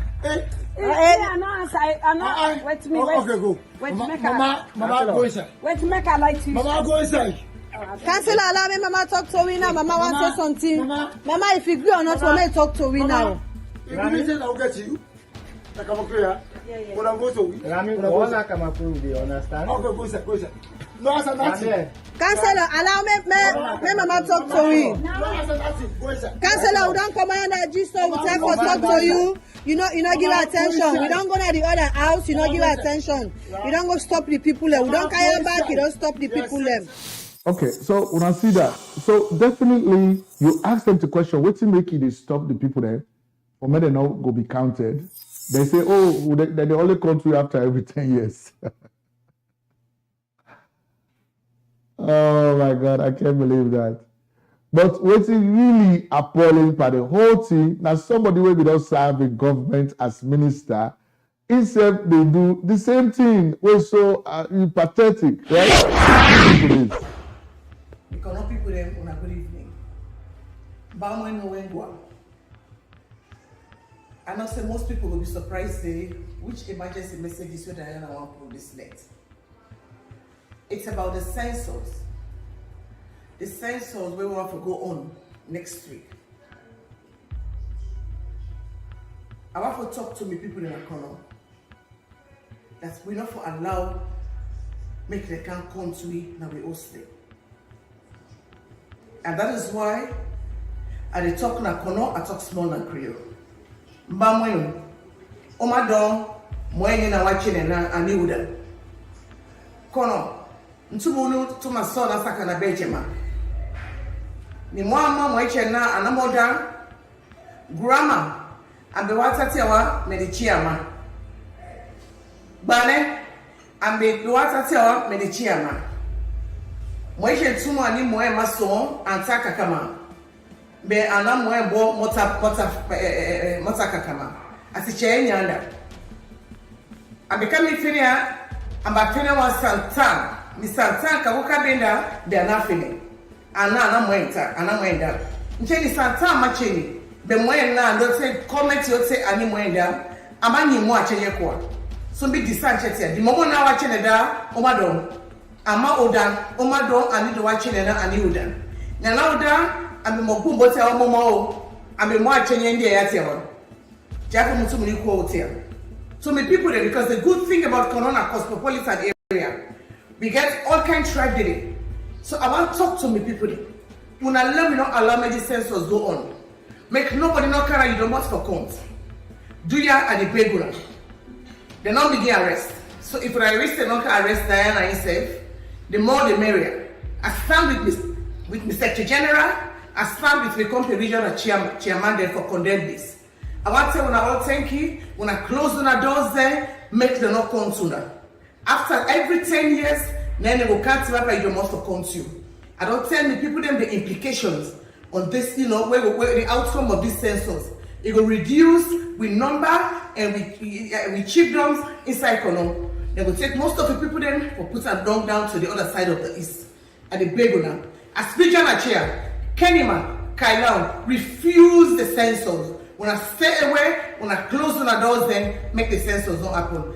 Thank you very much once again. I'm named Fida Diana Konomani and me now regional chairperson for East. All right, and so Ms. Samuel, at this point in time, we're just going to talk about this whole... Anyway, Ms. Samuel, so definitely you see waiting Diana to talk. If then people they allow them, or if the people they allow for men and count them, that will reduce the number na kono. So let them not allow them for count them. And now when the counting don't happen, they don't begin question the result. If we don't tell you people that say may they not allow them for count them, what to make now they go count and the result don't come out and you the question and back.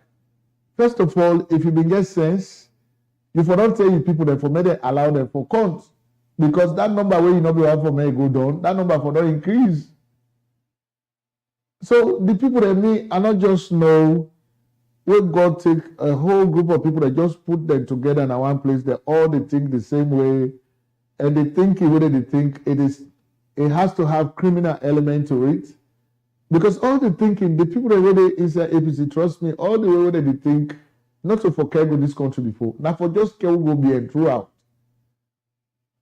If we don't conduct this 2015 census, look at all the data we don't present. The staff that won't have get the statistics Sierra Leone. Their staff they all not qualified for their position. Then the district offices, the one that all have the staff then other district offices, they all not be qualified. And they all will get affiliation with the APC. So if one of the things where the Madabio government did, because such institutions in our country, they have to be independent. They have to be credible.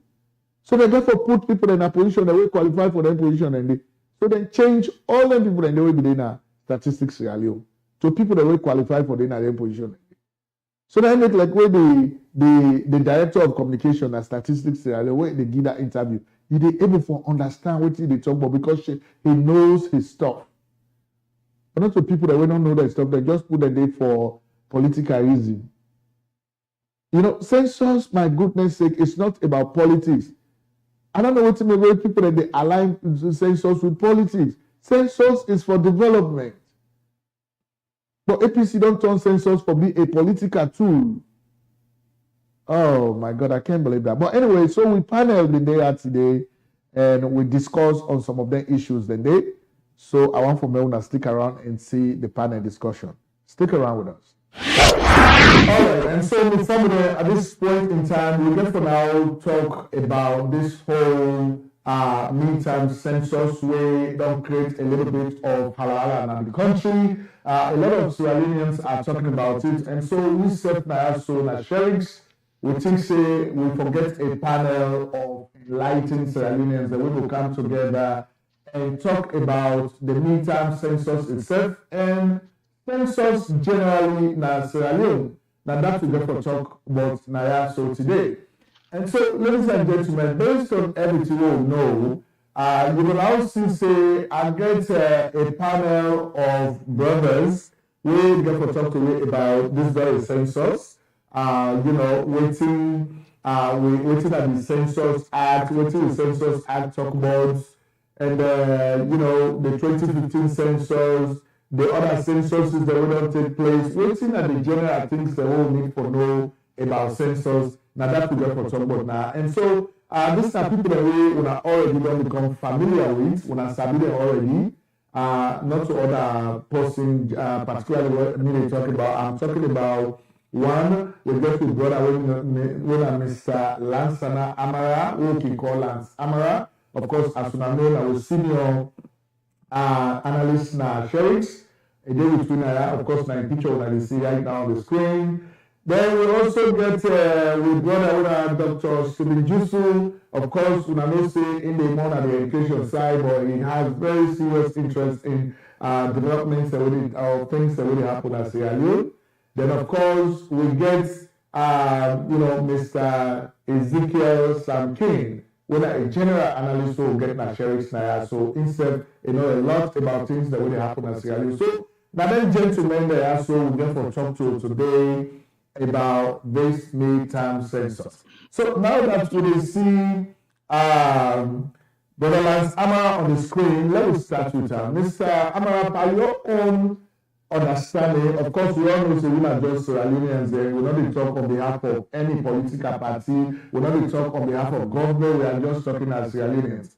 But what's your understanding of what they say, therefore, comes to people in a country, what they call census? What is your understanding of it? Basically, the Census Act now part of we law. It obligate the country and the government in power with a scheduled time, usually 10 years. Even the country where some of us live, under the normal process.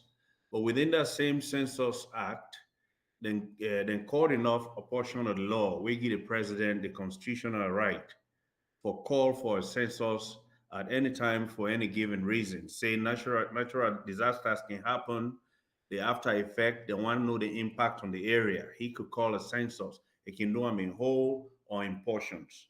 Because we don't get a lot of confusion where the politics in Sierra Leone, they conflict the two. Say, well, census will be every 10 years. In fact, that is true. But census can also be anytime with the president order them. In this case, a order them because it want plan and development agenda. And the World Bank will also inform we, say the 2015 census being unreliable.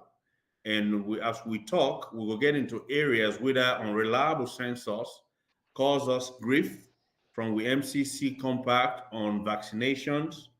When have been big embarrassment for the country. But again, census itself, it inside we law.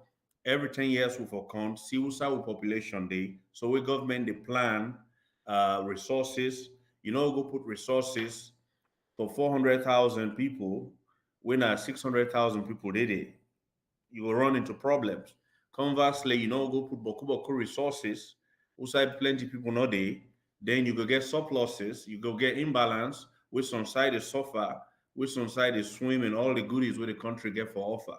So it's always good for let government know outside and people and they, outside for build new school, new police, new hospital, all of these things.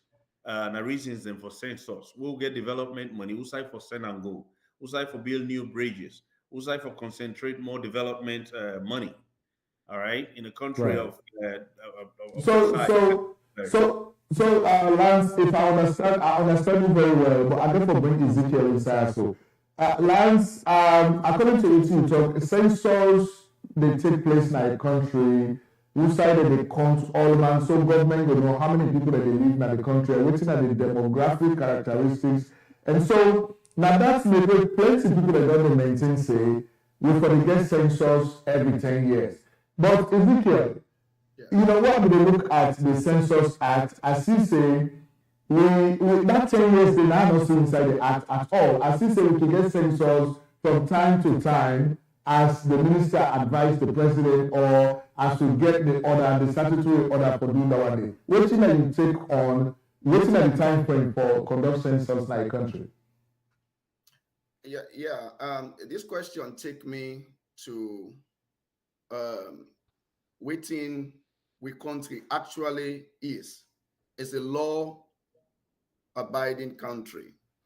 It's a country that is governed by the laws of the country. And the Bible of that is the Constitution.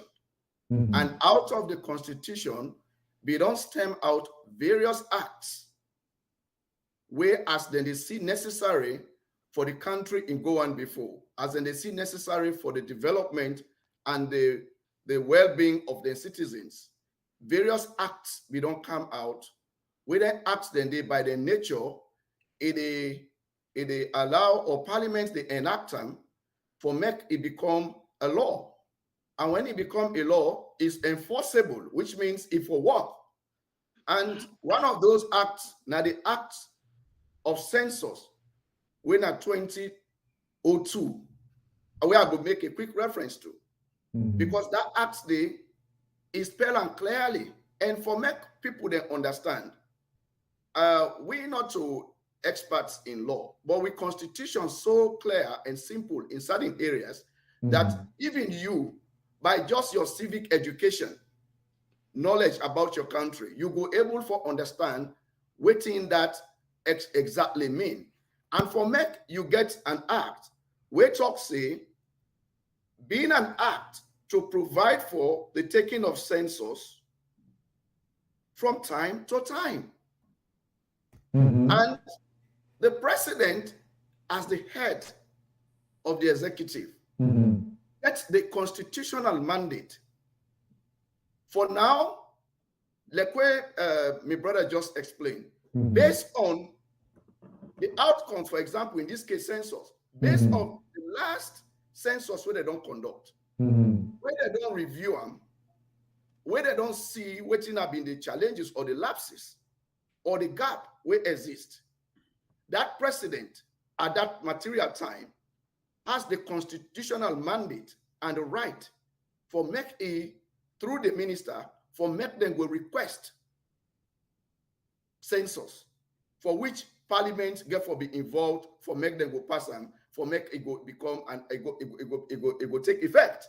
And in this case, now that happened, and perhaps people they need for know why president at this moment be seen necessary that yes, it fall within in mandate, it fall within constitutional mandate for demand that this thing be done.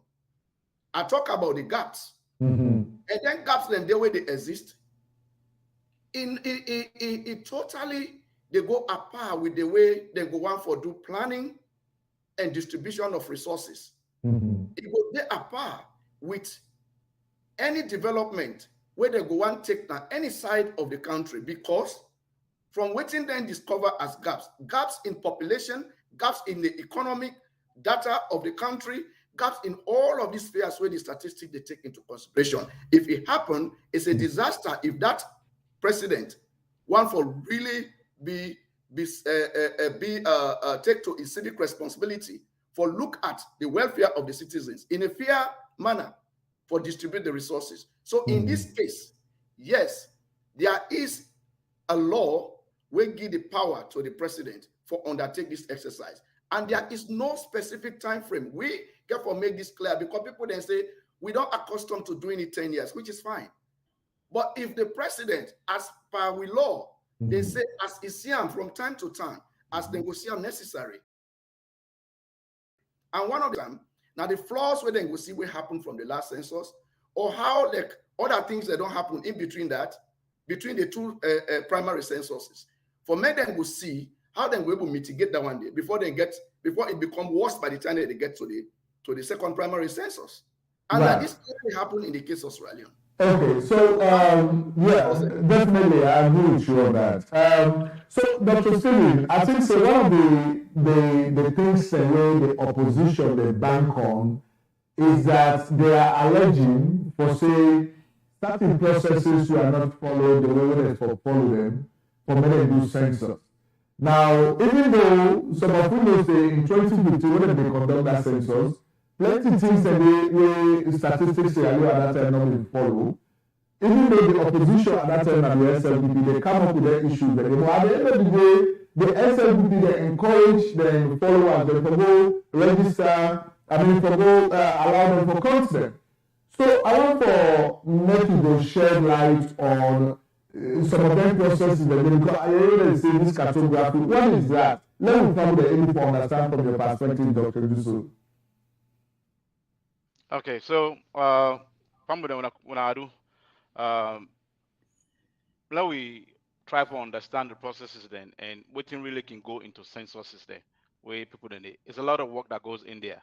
And in 2015, like how Brother Lance and Mr. Sam King they talk on just now, there were a lot of challenges. We caused the president or the SLPP-led government for begin for do the midterm census today. Some of the challenges there, according to Statistics Sierra Leone, was coding localities, the settlements there, the towns, the villages, the ward, the section, the chiefdom, the district, the regional codings, then they were mismatched. All right. So then they create a whole lot of problems for enumerators then when they go in for do the census work proper. But when you do the counting, there's something they call cartography. Cartography is an exercise where they assign unique codes then to enumeration areas then. You know, we side them then enumerators and they go for do the actual counting. So now, according to Statistics Sierra Leone, there was an error in that coding process where to the 2015 census do, like 60% of error in coding areas. So people they know that's a whole lot of work. There is no credible document or data that will come out of that type of error. So the mandate falls on any government that is in place for correcting error there. So that was the reason. So cartography actually not just a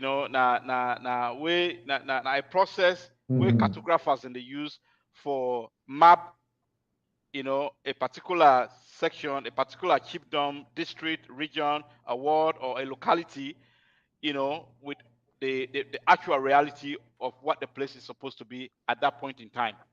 So Dr. Stevie, this is something where they're supposed to do first before they actually go and count the people in, or after they don't count the people in, the total number of people that they get, now they inform as to how they go about to do that. Which one comes first?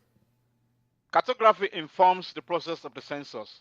Okay. Because if they do that and do the coding, it make the work easier for one, it make the work easier. Two, it make enumerators then process easy for them.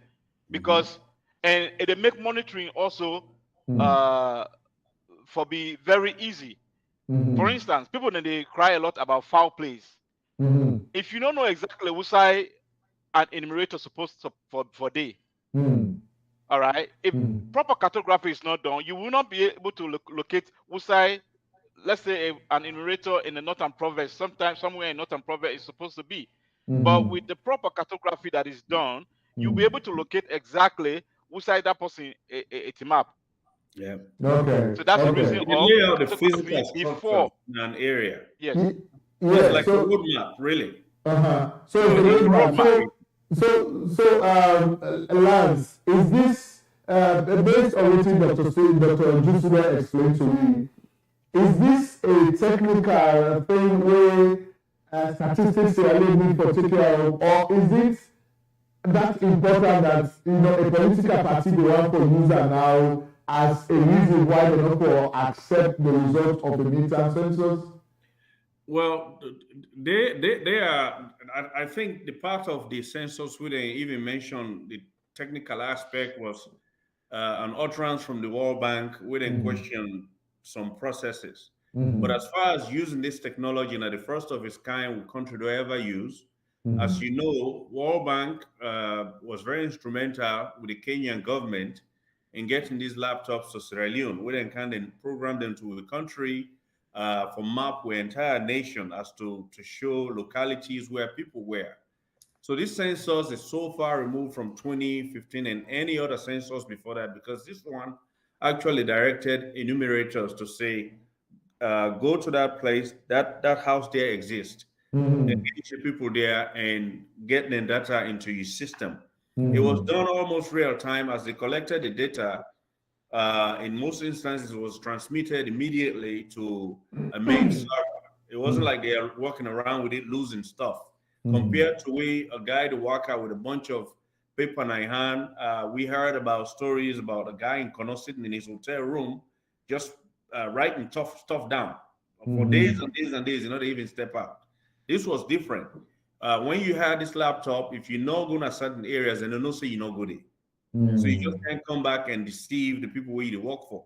And there were even instances of attempted sabotage, which instead Sierra Leone do. They shut those machines off before the guys could do any damage. So this is a new technology where they use. I think it had been used in Kenya, and Sierra Leone probably don't become an expert where some of the enumerators then they may be used to probably help in future censuses elsewhere, because they don't learn how the thing to work. You see, this right. was so what I'm hearing is that the cartography, let us assume say the theory cartography not be there. I'm not saying based on what it's more technical and again linked with technology. So I assume say before now, accuracy as well. Right? What is it?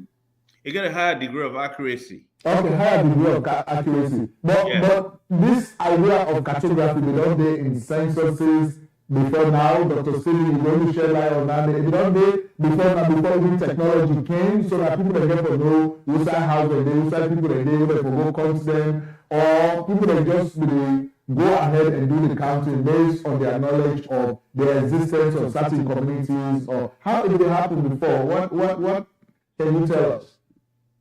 The cartography has existed for almost the same time where censuses they don't last. Okay. Now okay. the point is Sierra Leone not being equipped enough for use that type of program there because of lack of resources or lack of the technology.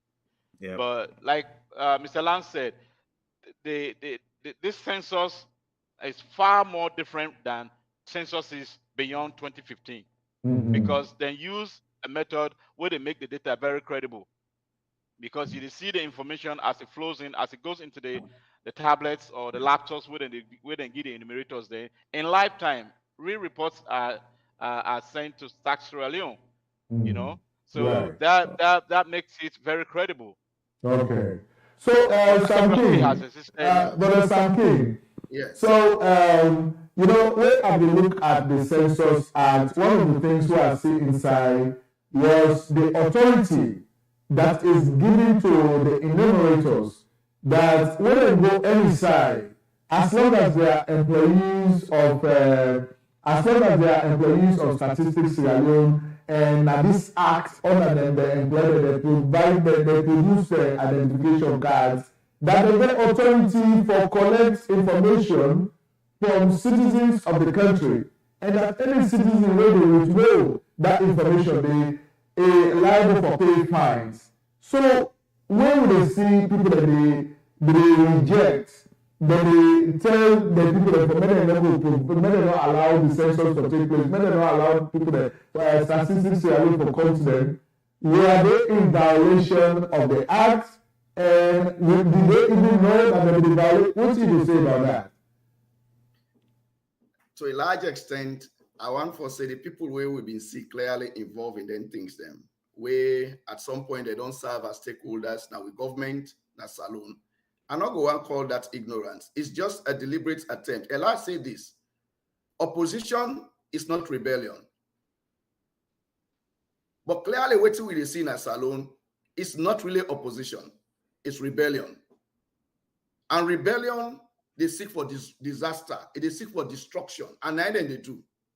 Because for make you tell me, people were involved in political party activities, then they team up publicly, they tell the citizens that let them know when they say the law of a country, don't make them clear, even for the one where they go as enumeration officer, who is covered by the law. The law also say, if you go do something when not proper, and he come out, that person, if will be prosecuted, that person, it commit an offense, which is punishable by our law, fines and even imprisonment.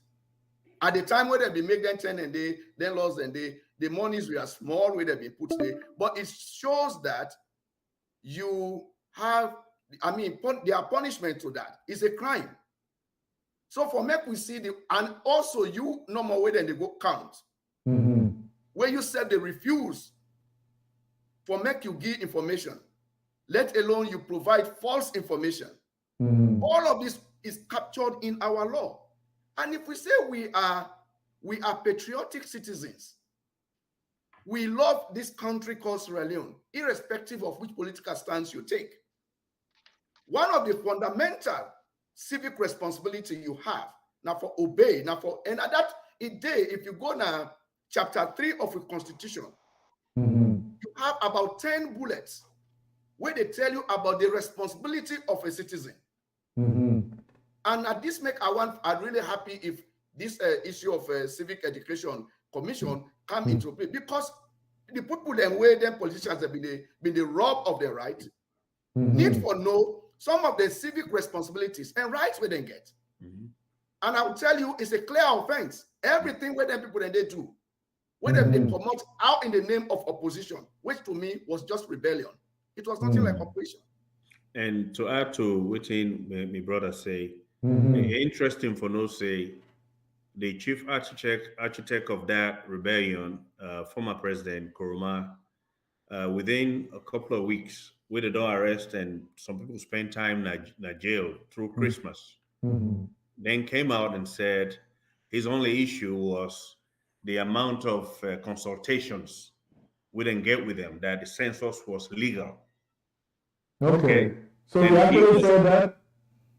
He said that? Oh, yes. Okay. He said that. Right. After, because you know, say any communique no come on APC office from Yansane without the leader of the party authorizing it. Yansane's memo was out instructing their people not to participate. Right. And some people went off of people like Diana Konamani, that recalcitrance and show came on those instructions. She even cited her support for Yansane's communique. Well, for Nkrumah, a couple of weeks on to say his only issue was the amount of consultations that did not occur. But instead said no say the census legal. Okay. Sylvia Blyden touched on that and said, here's your leader. This man make when I spend weekend in jail. Only for him to come out and say, him be no all along say the thing when Abdihala say illegal was in fact legal the whole time. Okay?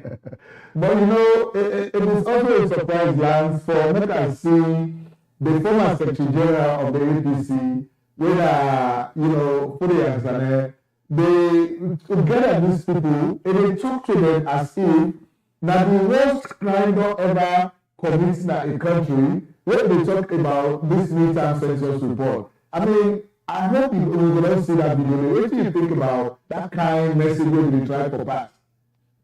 I think that part of their ongoing strategy for keep those people on the reservation, because for a very long time throughout their existence, they don't control the communications with the flow to those people. In essence, then they control their behavior as well. They see themselves losing that authority. Okay, so they are scared. They're scared because now more and more like programs like yours. Don't be shocked if you get to people where you will be shocked at what you would discuss now. Where in fact all along, now the wrong thing they be sabi no more. I mean, you saw those people sitting there, they tell like the church pew then they somebody holla hallelujah. Yeah, I saw that video. You know?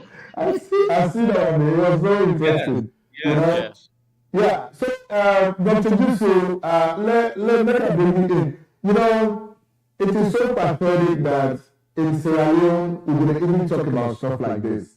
Me and say if the political parties like the APC, which are the main opposition, if we understand the value of this census will take place, instead of telling people for say, we are not going to vote, I mean, we are not allow people to come to now, they will instead do the opposite by actually encouraging people to go to their localities and get counted. Because when you are counted, that will increase the numbers.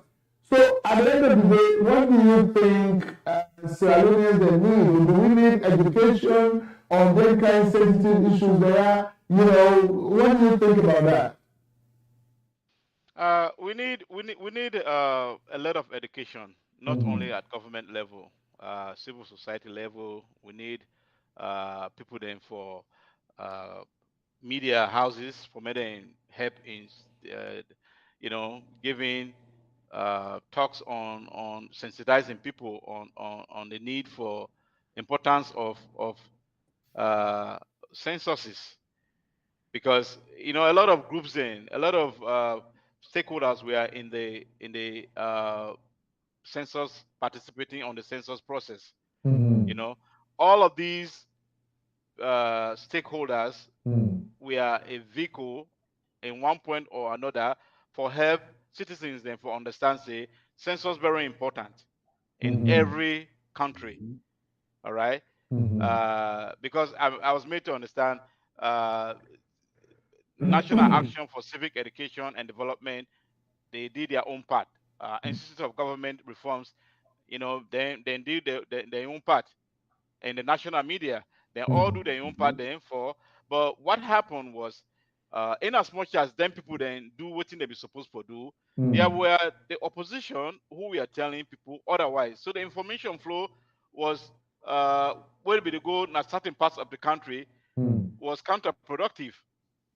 So you find out say where some people they understand the process that censuses are very important in community development in the people's lives. The other people they feel say, oh, these censuses are being used for voting purposes.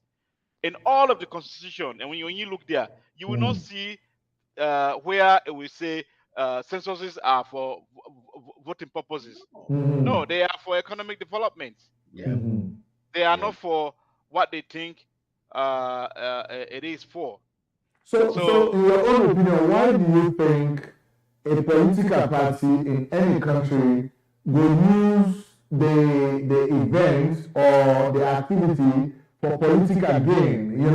Like where APC they try for portray and say they will conduct census because the number will pass to your number. Because this is the exact statement why you're from putting answer. The number will pass to your number. They say the your number go up, then you won't count up. Why would they politicize a sensitive data like that?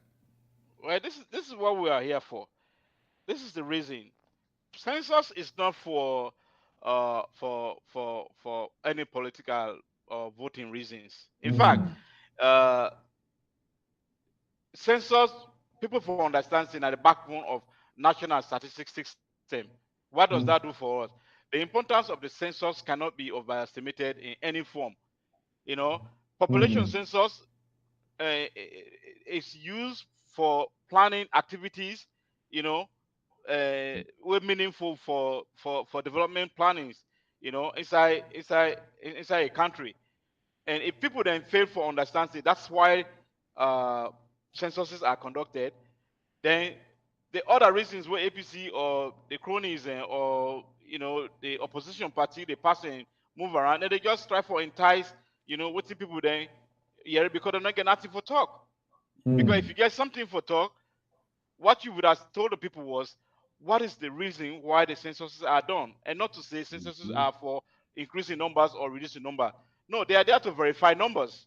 Right. They are there to verify how much people we have in Makini, how much people we have in Kenema, or how many people are there in the Western area. And the reason why the numbers then drop because of the negative campaign where they give the people then. Right. So, Mr. Sanke, I was part of.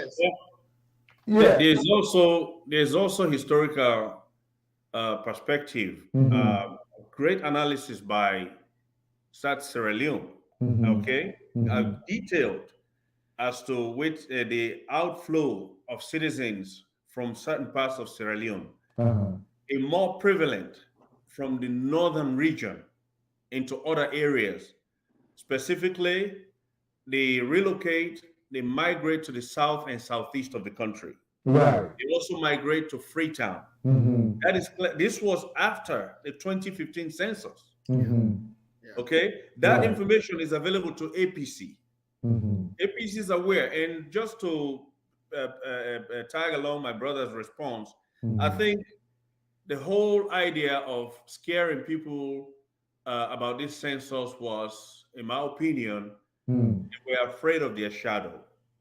They knew what they had done in 2015. Okay, our members of parliament were raising the white flag, yelling that, listen, our people ain't getting counted. They haven't seen enumerators. The lead enumerator in Kenema was recalled because he was too detailed. They sent somebody that accomplished what they wanted to accomplish. Okay, you don't get the two largest chiefdoms in Kenema lose people between 2005 and 2015. Lower Bambara and Nongoa, they held steady. Right. That is just not possible. So Brother Sam King, Brother Sam King, you know, Brother Lanston talked about something very interesting, the 2015 population and housing census. You know, we happen to get this data on Statistics Sierra Leone at that time, and the kind appointments where they make, you know, now the offices, the various offices, or whatever they operate, the district management team, that kind of thing. Yes. We actually able to realize to say they are completely against the requirements of the office says, and that most of the positions the only people that hold was clearly aligned with the political affiliations. Yes. So I want to talk to the viewers then about this problem of census issues arising or erupting in Sierra Leone when we actually start. I'm not saying at 2015, but looking at some of the things that will happen at that time. Like I just say initially, opposition is not rebellion.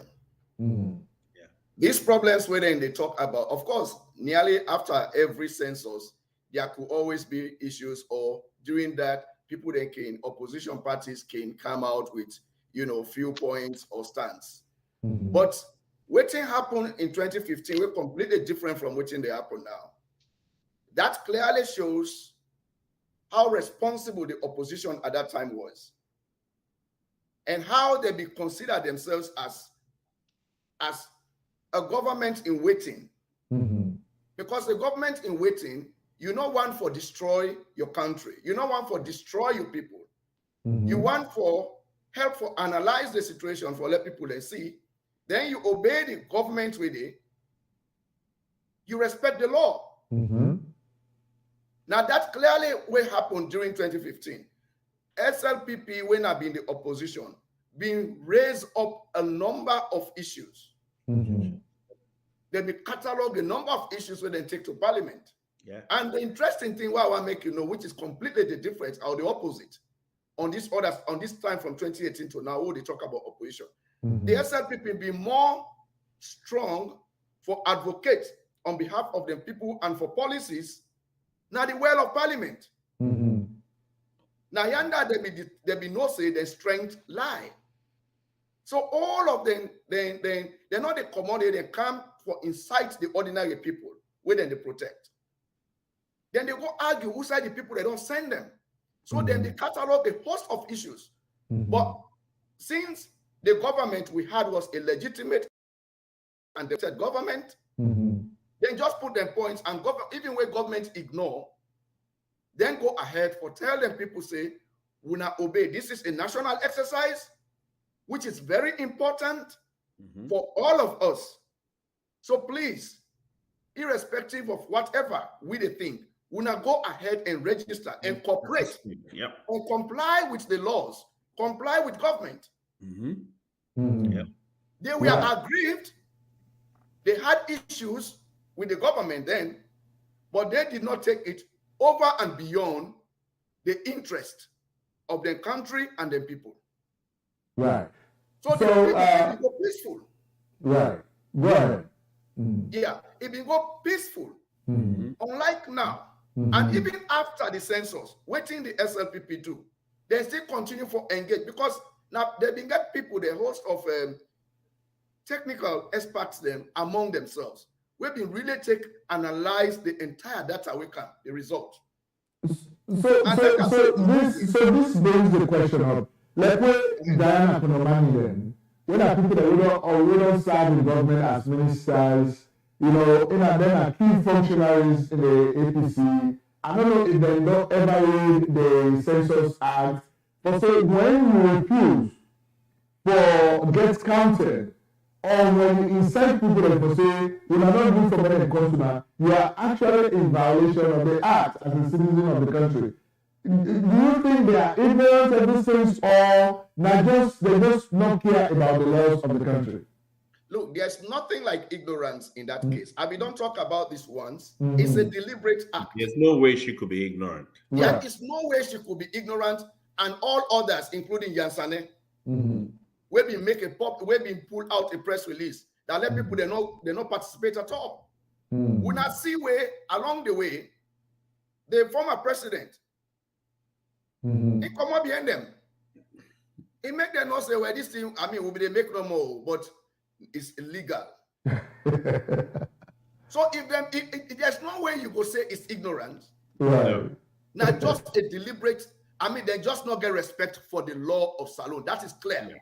So, Brother Lance, what are they trying to achieve at the end of the day? What do they think Statistics Sierra Leone is going to do? What do they think the government of President Lee is going to do with regards to their actions?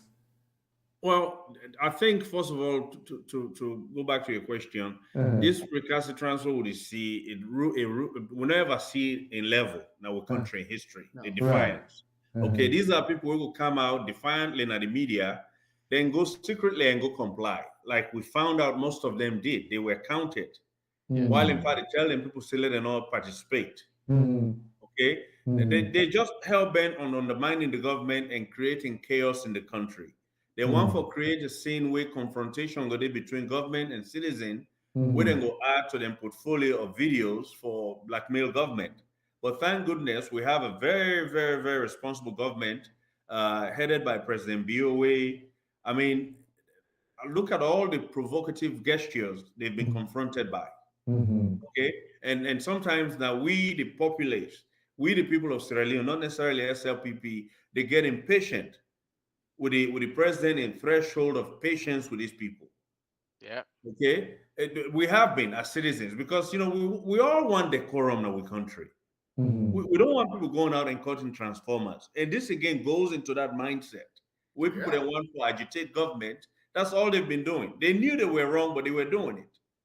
You see? So Dr. Disu, one of the things really funny about this whole thing is that if like somebody don't do something in 2015 and not say ever in the history, I don't know, you get more education on this, ever in the history of Sierra Leone, there have not been a case where they don't do census and they don't say more people live in the northern province than the southwest, the southeast. But the 2015 census, now that's exactly they do. So now that you don't can correct some of these things, and the APC, they look at and say, oh no, the number go up, let it go down.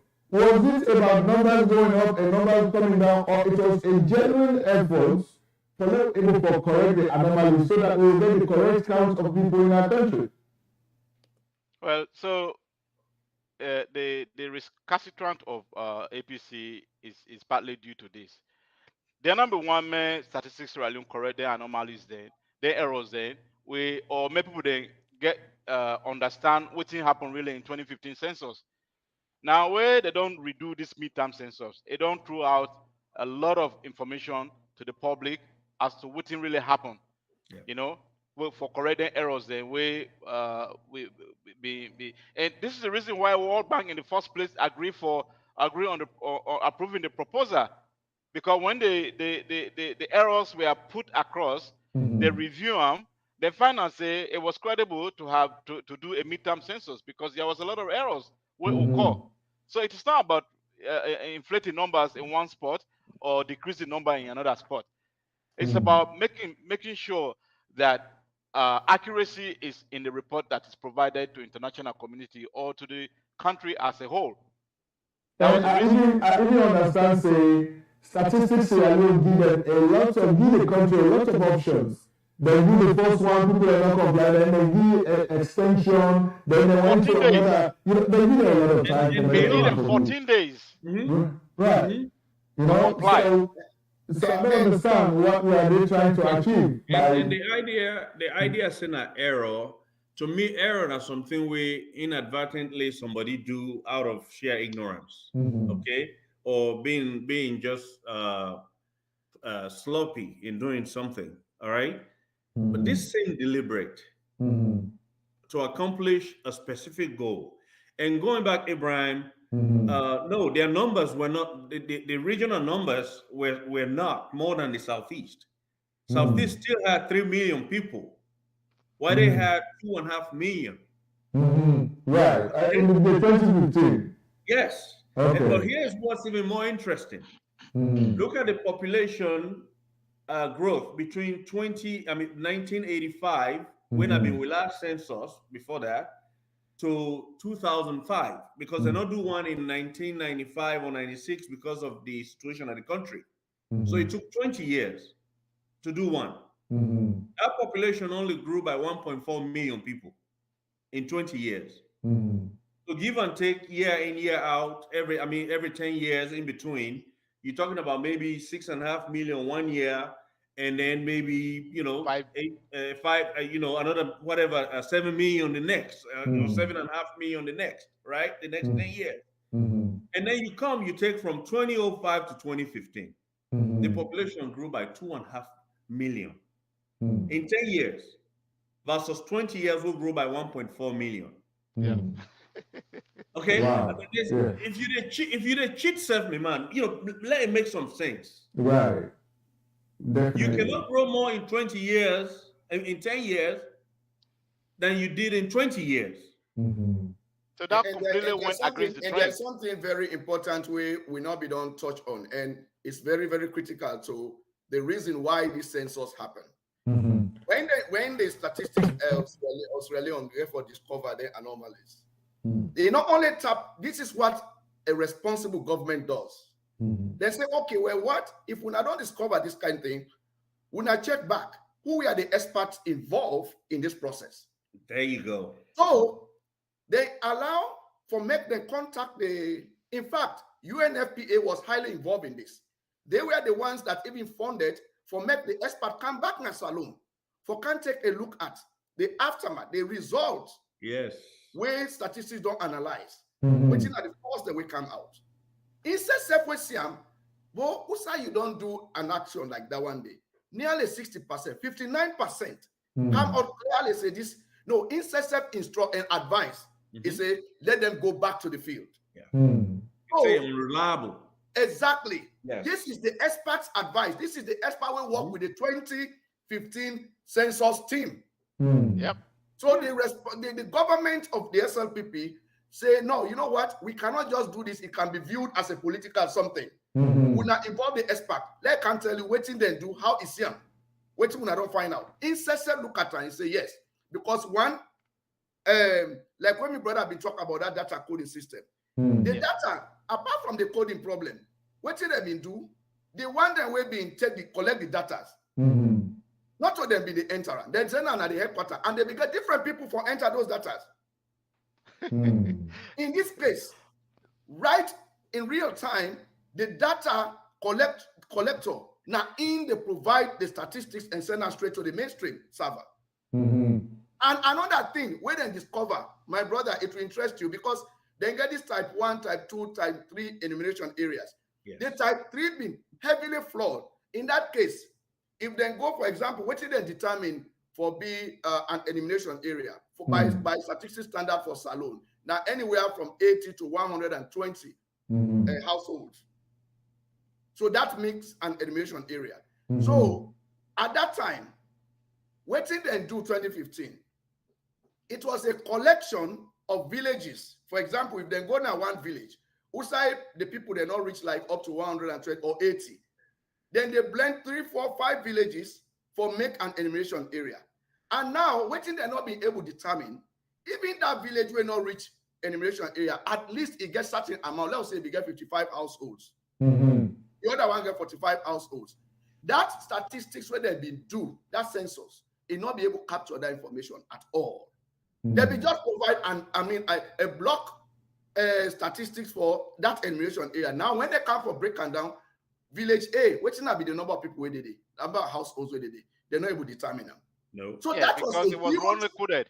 Yes, that was a huge blunder when the experts can't say, oh, then we need to do this separately. They had villages with populations that were laughable when you compare the amount of houses that the system showed. They had villages showing 100 people living in a house per house. Oh my God. Yes. Okay, this is how reckless they were. So in this case now, even if you go to village A with this technology, with this particular one, with this one, where they don't do, if you go to village A, even if you say the people they not reach 80, trust me, you have to have that data fixed into the system. So they know that village A has 65 households, it has 100 households, something like that. That is the huge difference with this, with the one and this. And this now expert advice now say, no, there's a need to go back to the field. So that is one of the reasons that necessitated this action. So Dr. Dusu, coming to the end of this discussion, with waiting don't happen as a result of the response to this midterm census report, it don't shed light on the need for Sierra Leone as a country for us to do a lot of civic education on some of the important things that will happen in our country. So, as somebody who are there in education, what will be your advice, not only to the opposition, but to everybody in the country with regards to when important national events that happen in the country, how we pay attention? With respect to the census of itself, I think say people then for sensitize communities then on the importance of census. People don't really know why censuses are done, because what people we are just telling them is census is for election purposes. No, we need to let people know what is the importance of census in a country. Number one, census it enhance government and plan for economic and social development. You get to tell people then this upfront and say this what they do. What they do for me we able for know how much money we will give now for this particular economic development or this particular social program we wanna get. Because if we don't know a number, then we're not going to be able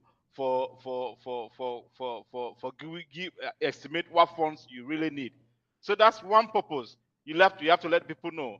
Number two, you get for tell and say they help communities then get a fair share of the national cake, whether for school, for hospital, for road, for public works. The fund where the government they supply or they allocate for then area, then government go able for allocate appropriately as per your share of population who na the whole na that particular community day.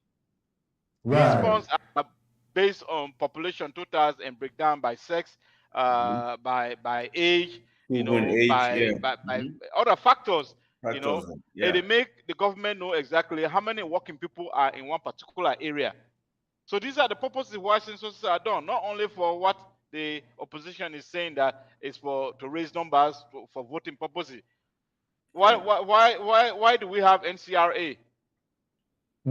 They are the ones responsible for counting people and for voting purposes. Creating a register of people. Yeah, and then they register people then. Or whatever, All right. So they have to tell people that. Additionally, they need to tell people then, say, would they do this for more or no the population trend? Last year, now will be, let's say, now will be 5 million. We want to know how much money we need for raise to meet up with population bracket in the next year. So this is why censuses are done like every 10 years. I mean, it's not statutory that it should be done by 10 years. If there were errors in this particular midterm census, in 2025, there's going to be another census. We can correct whatever error anomaly that they have in this 2021 midterm census, what they don't do. All right? So you need to tell people then all these reasons. The education is very important. Also, you need to tell people then say, would they do the census for provide data? We're critical for policy and planning decision making across all levels of government, business, academia, and societies. You know, would they do all that thing for them reason then they? Right. People need to know about this. You know, the Leone'S, you know, waiting a message to brothers and sisters, residents in Sierra Leone, or any Sierra Leonean so far, be they opposition or whatever, with regards to any kind of arrangement that we do in the past, if we don't kind of open now, how can we move forward? That whatever plans that we get in other work, that we need to move forward as a nation, you know, as far as census is concerned. Yeah. And me will start with the ones that were in the habit of saying, well, SLPP must have done this because now revenge. You know, maybe them if I just ignore them and move on. You cannot get any human being safe, you know, forever get time accustomed to just doing bad, because it don't predict you, say, well, you come that bad way you do, you know the correct time. It will continue for doing. Okay? Right. And I apply that to we government. Anytime we other government can elect now after this, do not go in the direction of doing wrong. Do things the way they should be done. Right. Don't rely on the fact, say, people of goodwill will come out and say, hey, when I left them, you know, when they don't do them, let it go. No, we cannot allow bad behavior to stand in our personal life or in our governance system. Because when somebody manipulates census, they are doing a lot of things. They are disenfranchising people. Yeah. They are denying people their rights to proper representation. Yeah. Imagine you are from constituency 0119 and 020 in Kenema, Nyuma and Kaisamba. How long it will take in a year for see all your constituents and we want to see you? Versus if you were Mohamed Bangura from Karine. Okay? Right. You can, if you choose for, you will see all your constituents then probably every 2 months. Because there's so little few of them. Okay? We have people in parliament representing or who won by 3,000 votes or have 3,500 votes. While you have monsters in Kenema, 30,000 people voted for them to get to parliament. Okay, when you do that, you are disenfranchising a whole host of people. Maybe Kenema deserve more representation in the parliament so that they can be more effectively engaged with their elected parliamentarians. Yeah, you see, now the people need to stop doing the wrong thing, and those who can come and try to excuse that bad behavior. Oh, this tit for tat. It's not tit for tat. Correcting some two-way wrong will affect other people and lives going forward. Not to tit for tat. Right. So, Brother Sam King, Brother Sam King, so, you know, Akileto always bring historical perspective to the kind of discussions they are, you know, maybe as a way of ending the conversation today. But if the APC, as a political party, if we check back history, most of the actions that we are engaging don't always plunge this country into catastrophe, into mayhem, into problems. I mean, if you ask, for example, what to make a start one as a blame on the APC because they say that they corrupt, now they don't want the benefit from the mineral wealth and stuff like that. And then after that, we don't go into that war they don't done, we don't come back, we don't start good government, all man don't get peace and calm, and we try to forge ahead, other things that they happen like diseases, natural disasters. So why do you think APC cannot even interfere or mess with that 2015 census, so maybe just start something? Because this midterm census is going to be the problem start. Now, because of the problems created, by the 2015 population and housing census, now we could even talk about this today because this is being corrected. So what will be your message to the APC as to why they want to let the name go down again as trying again to plunge this country into another catastrophe? You know, from history, but it's just sad that on the 25th of May last month, I mean, it been come out as a national disgrace. For sure, say Salone, we're so shallow-minded that we not ever value with history. I don't know if you've been listening to that BBC publication. Where Umar Fofana conduct. Yes. All institutions. Even the days of nobody tell you what thing happened. That was a disgrace. So, but that same day, good thing happened. The president and his cabinet been take a move for make them go draft a bill for let them go put in place what they call a National Council for Civic Education and Development. And I am sure that thing will take effect, and if they push onto Parliament, and that have been the talk, for when they push onto Parliament, for make Parliament act very fast, for make them pass that bill into a law. And one of the things where we were able to do for adventure in future, if government change hands, because one of the disasters we don't before Salone are this. Like currently, as we talk, the SLPP, they try for streamline all them things we don't go bad. It will do all of that within this time. It will exhaust all in time fixing those bad. But again, what happens when government change hands? So I don't even they look at on the side of civic education, for make we serve as the citizens, like what will they do so? Is it possible that we go act? Is it too much to act? That we parliamentarians then make certain laws them. Like for example, if you take the education, for example, let them agree on a certain education policy in that country, or the education system in that country, and they make them into a statutory law, and they make them into an entrenched law, kind of. An entrenched law where they say any party will come, you know, go pull them, or you know, go decide, say, I'm not going to work with them. Then I don't have Bob in that country, and all the way that they happen, now resources then they waste. Back and forth. Point number two, like all this what they talk to, then changes, then problems them, where we don't see in this census of 2015, where this current administration they take care of now. We don't see the backlash from where they try for talk about this activity to now. I want to make government really pay attention to this. As they try for fix all them problems, let them make sure that the act of parliament we get for example, the use of this technology now for make sure that nobody no mess with the population of that country. Like what is so ridiculous that you have an MP where they just got 500 people, and you have an MP where get over 3,000 or 3 million people for look after. Right. It's so disingenuous.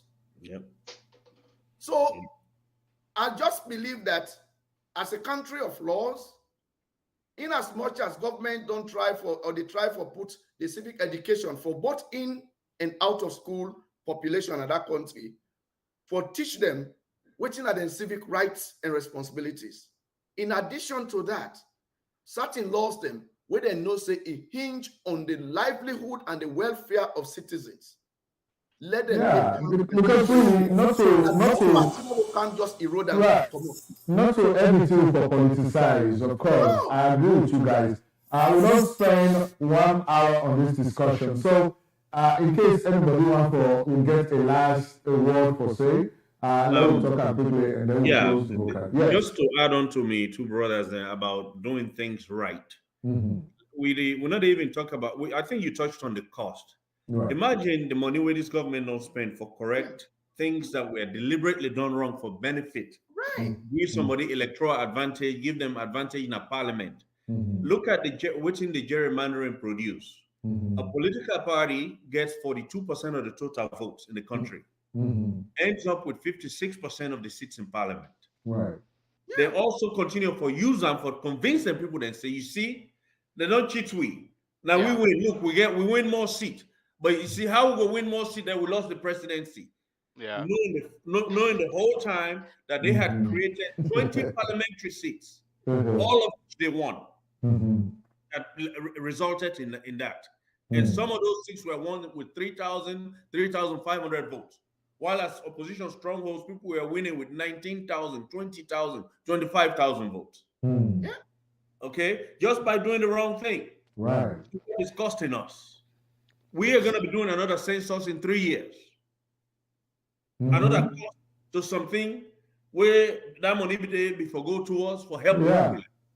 Because we are trying to correct something. Yeah. This opposition now party, this APC, they don't cost that country so much in so many ways, in terms of resources. Of course, we don't go to the human life, okay, and bloodshed, but just resources where they don't waste because they don't want to do anything right.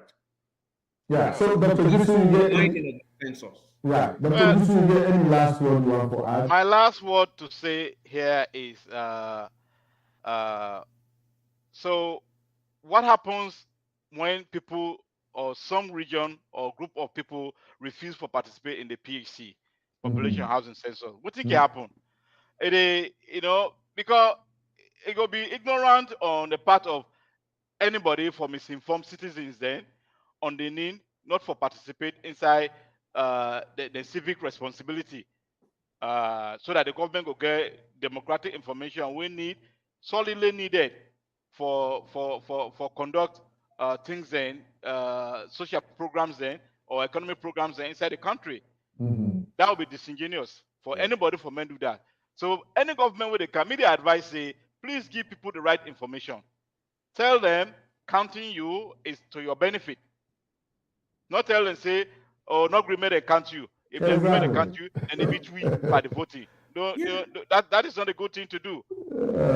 Because that means those who refuse would not have a say in decision making and action and then they affect their communities then. Yeah. You know they tell them that though. You just tell them say not go vote. You not tell them say where you not go vote, again for affect your community. They didn't do that. What they didn't tell the people again, they say, if you not contribute, again a big influence in your own decision making process in national development. They didn't tell the people that. So we want anybody where they inform people then about things, may they inform people in the right way. Give people then the right information. If there is a census event, tell people to participate in the census because that is the only way you are going to be able to develop your communities, your schools. Right. Except if you want something else. But that's how things happen. Tell the people then say, you will lose on to promote sustenance in your community. If you don't agree, may they count you. And so finally, Brother Ezekiel Samking, meaning say when you are in opposition, you are not the government. And you cannot tell government how government will operate. Am I right? You are perfectly right. In that case, you as opposition, you are more or less, as long as you have representation in parliament. Not forget all they talk about government, now all them three arms them did. Right. So if you have members in parliament, then that makes you automatically a part and parcel of that government. So now that make I start by saying opposition is not rebellion. Shouldn't be about rebellion. It's about constructive engagement for make you prove your case. So me, they just try, in this case, as a closing remark, I want to appeal to civil society groups. Because what we see, what we understand them supposed to be, they're supposed to be the mouthpiece of the people, the ordinary people. They're supposed to be between the politicians, the government, and the state, so that then we're able to talk for the people. And this all happened in their phases, where politicians made the talk for rob the people of their civic rights and responsibilities. And this to me is so sad, And yet we say we have all these groups. Me appeal now that let them take to their civic responsibility and work towards the good of this country where we all don't decide for call or where we don't get from independence. Now that independence due to we. It give we that when they knock that you chest I mean as Sierra Leonean, it means yes, I'm able now for decide. I'm able now for take care of this country. I'm able now for take care of myself. So that responsibility and that right way we don't come with the authority. We come with that where we get as citizens. You go only able to enjoy that if you become a patriotic citizen. That is somebody will let in country. Yeah.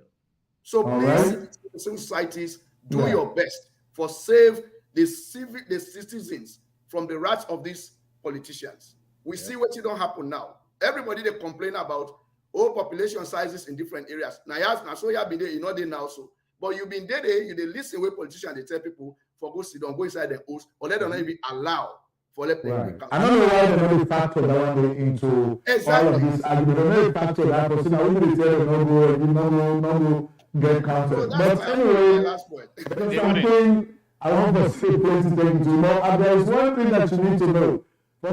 Shaka Stevie, whether they go for that independence talk, it goes back to London because not be able to participate, inside the meeting because I have book money. So it's next come back.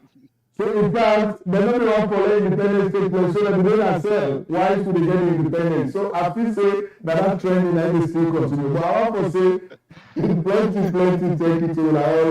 Dr. Sinijusu, of course, Benelan Sama, and Mr. Ezekiel Sampi. I want to tell you that plenty thank you for your time. Of course, this is an unending discussion. We're not going to get time. So we will try to get some of the lawmakers then for many color talk to them, and then we will analyze them more later on. So once more, thank you very much, guys. Thank you. Thank you. All right. And so if I'm now that's not been the discussion, we will get to the discussion panel right here at Sherrick's television. Of course, I want for again take this opportunity for say plenty thanks and appreciation to panelists, of course, Mr. Lance Amara, with senior analyst, Mr. Ezekiel Samkin, of course, our general analyst, and Dr. Stephen Jusu, our education analyst, for your time and for sharing your knowledge with us today. And so, ladies and gentlemen, as so we get for come to the end of this broadcast for today. Of course, we'll be up now again next week Sunday. As we go continue for come up to now. So definitely we appreciate you for where you follow we just want for continue for encourage you for like they put comments na the YouTube comment section so that we know how you feel about our broadcast. Now we know so we get small issue with microphone, we'll get for fix that. So by next week this issue not gonna happen.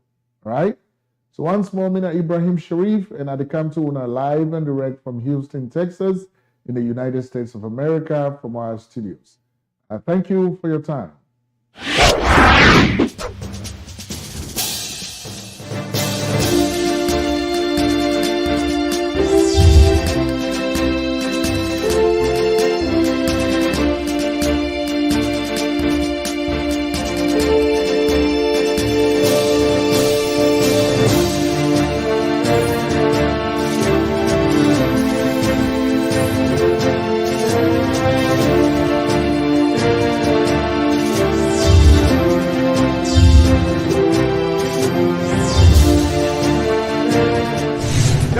The APC. Then your central office where they build Namakeni. Where are the biggest infrastructure, most important infrastructure? They're not done and trade now, they don't go. They're not going to go now. Then they're not to white elephant to get red for now. Wait, see, person day. Now 10 years the constitution allow for many government days. Then if 1 year they make a 11, they not still finish their own hall within the build. The place within the build. They're not good for themselves. They're not good for this country. If you get for choose between that kind of government and this government, and you choose that government, the Yunamunku.